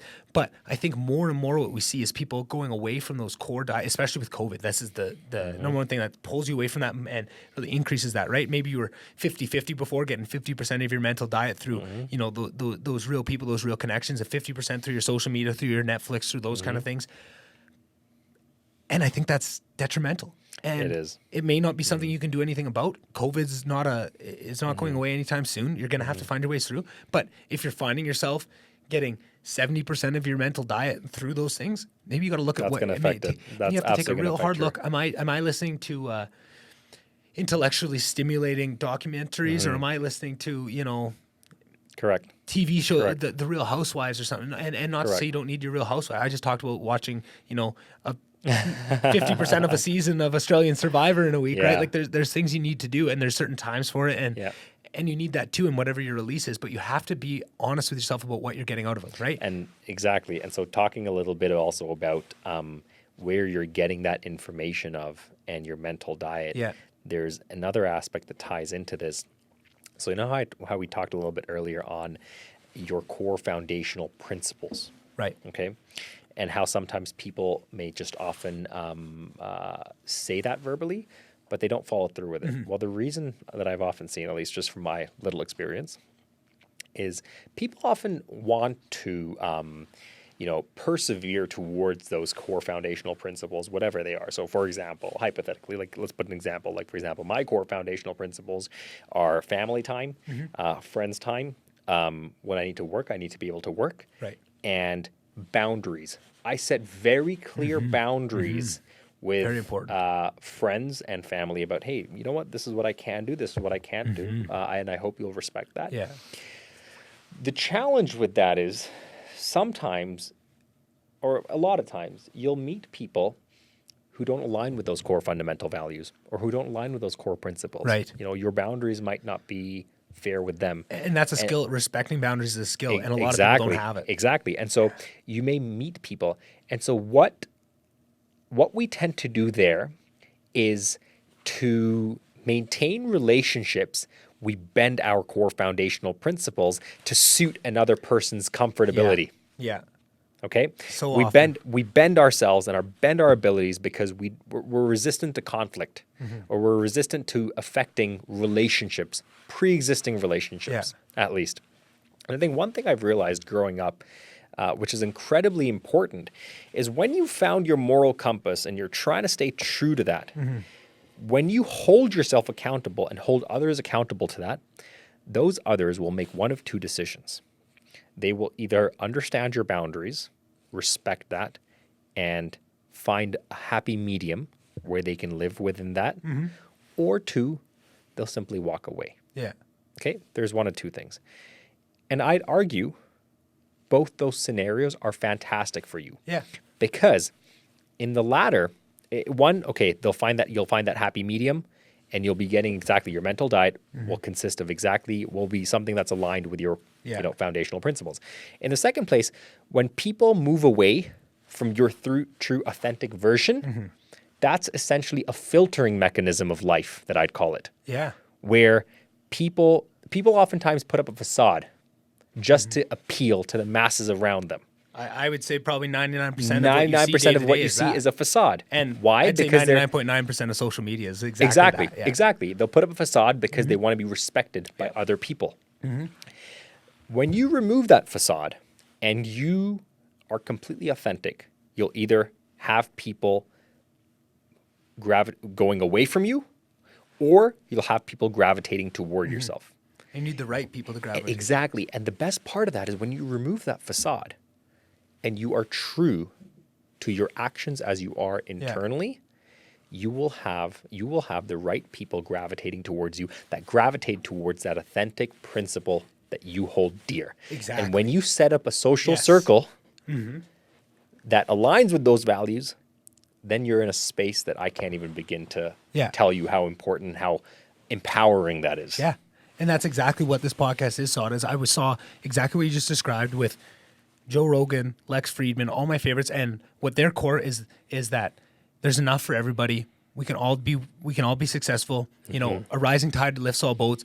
Love and compassion. Put your hand back. Bring people forward. That is what their core tenet is. Correct. Was and is. And that was something that I thought, man, look at what, like, you can be famous and have the exact same amount of people that want to be, but what got you famous is a large predictor on what that's going to be. If people follow you because they connect with truly who you are at a core being, like the Joe Rogans or the Lex Friedmans, and it's a really good thing, you are going to bring amazing people around you, and you're going to create, and that's exactly, and that's what I'm saying. But this is where the power shift, and this is where I think things are going to shift. Yeah, that filtering mechanism though, when you jump from a facade to a much more authentic version of yourself, you begin a filtering mechanism. Yeah. But the problem is that filtering mechanism is very uncomfortable for a lot of people because it takes a lot of time too. It takes a lot of time, and it's very uncomfortable because it requires the unknown of what is going to happen to existing relationships, right?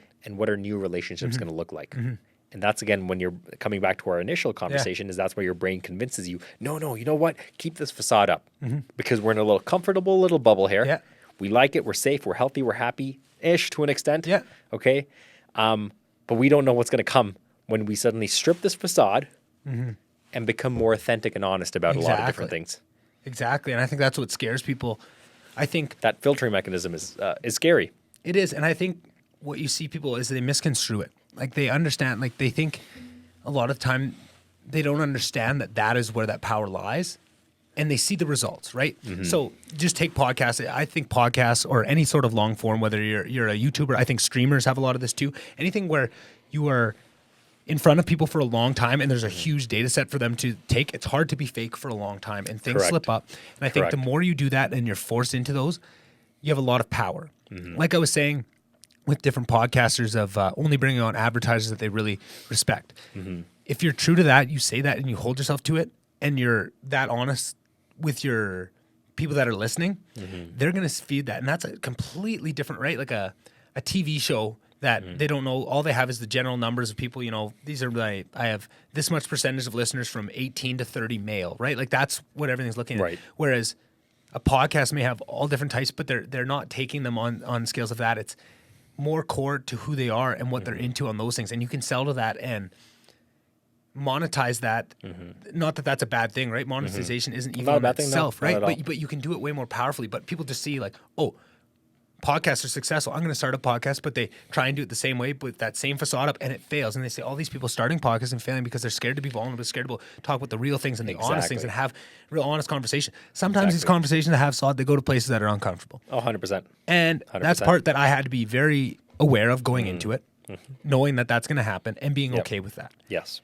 And what I find is those conversations that go to those places, because I can only go as far as the guests will let me, right? And I have to play that game of, are you willing to talk about these things, right? Certain people are more open to certain things. Sometimes it's certain avenues that some people are more words to talk about, and you can find that, right? But not everybody's going to want to talk about the religion stuff, right? That's exactly. But I can get into that with certain people. I can go kind of deep on that. But because I have opportunity after opportunity, at bat after at bat to get in here, eventually I'm going to cover off all those things. And now I'm open book. I've talked to all those big hot button topics. There's been at least one person over the months and years that you do it, that you get to those places, and now you're a complete open book. Exactly. You can talk about anything. People know that, you know, I'm not, why would I lie? I've already been honest about all these different things. I'm going to just give you my honest point of view and see where that takes me, right? Yep. And I think that's where it is. I think that happens, or people understand that, but they don't have the patience and the grit to keep showing up. They don't have the faith. I have so much faith in podcasting as a medium, and with honesty, and that core tenet that Joe Rogan and Lex Friedman and those guys have exemplified so much of just being a good person, giving back, putting your hand back, helping other people along the way, that eventually that will grow into something powerful. I have that faith. But right now, I'm putting in all that work and operating with that without a ton of people listening, right? But I know that if I keep showing up, right, the war of art, fight against that resistance. Consistency. Keep consistent. Eventually, right? And that's what, from the very start, is not like I had... It's not like I have my DMs blowing up, but every couple of days, someone, hey, I really appreciate what you're doing, and I get it. And that takes you through for a whole another couple of weeks of, okay, they understand this is more than that.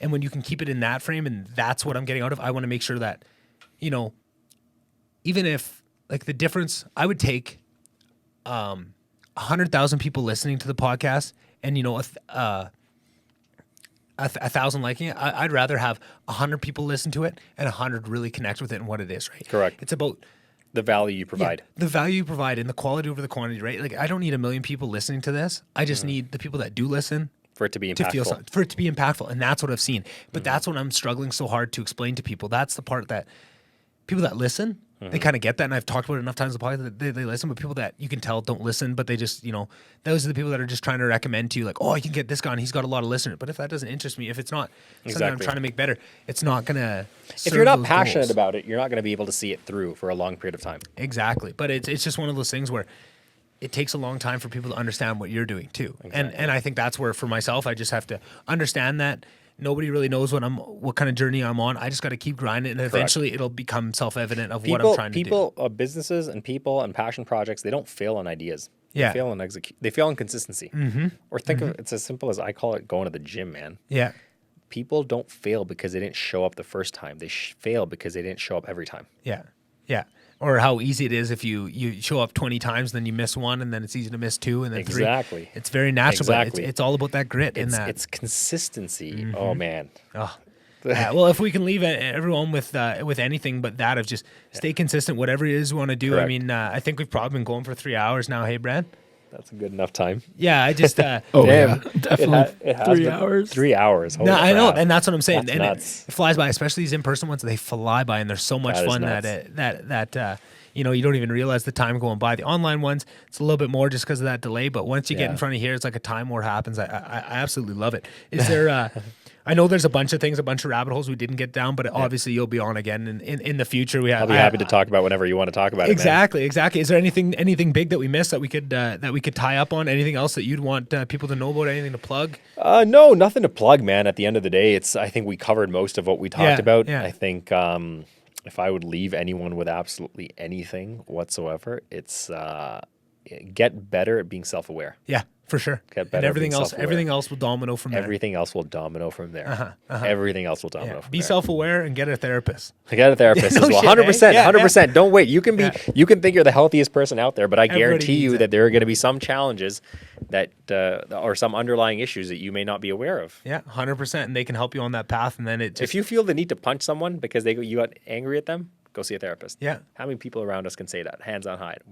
Exactly. Yeah. There we go. Yeah, fair enough. Eh? Oh, that's funny. Awesome. Well, thanks again for being here. You'll be on soon, I'm sure. And thanks, brother. Not a problem, man. It's always a great time catching up. Yes, sir. Take care. All right. Thanks everybody for sticking with me for one more episode here.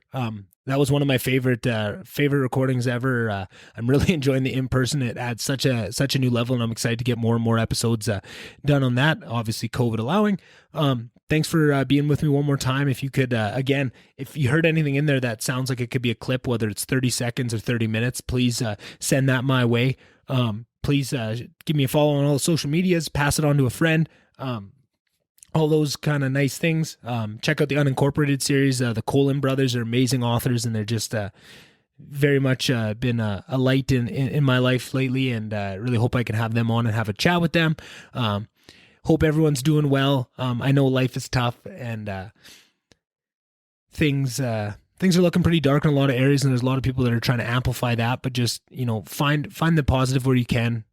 Tell your friends you love them. Tell your family you love them. I know Christmas is going to be a little bit different this year, but make the best of it, and just try and find happiness where you can. Happiness is a constant journey, and it's something you have to work for every day. But just try not to let the circumstances of what we're all going through drag you away from that, because happiness can be built in any circumstances. All you got to do is do a bit of reading to hear that about people in persevering through a lot more difficult circumstances than probably anybody listening to this is. There's always a bigger fish. There's always someone that has it harder than you, and there's a lot of people that do have it harder and are still working to make sure they find happiness where they can. And I think that's just a noble goal, and whatever we should be shooting for. Holy crapola, my words just went all into a jumblefuck.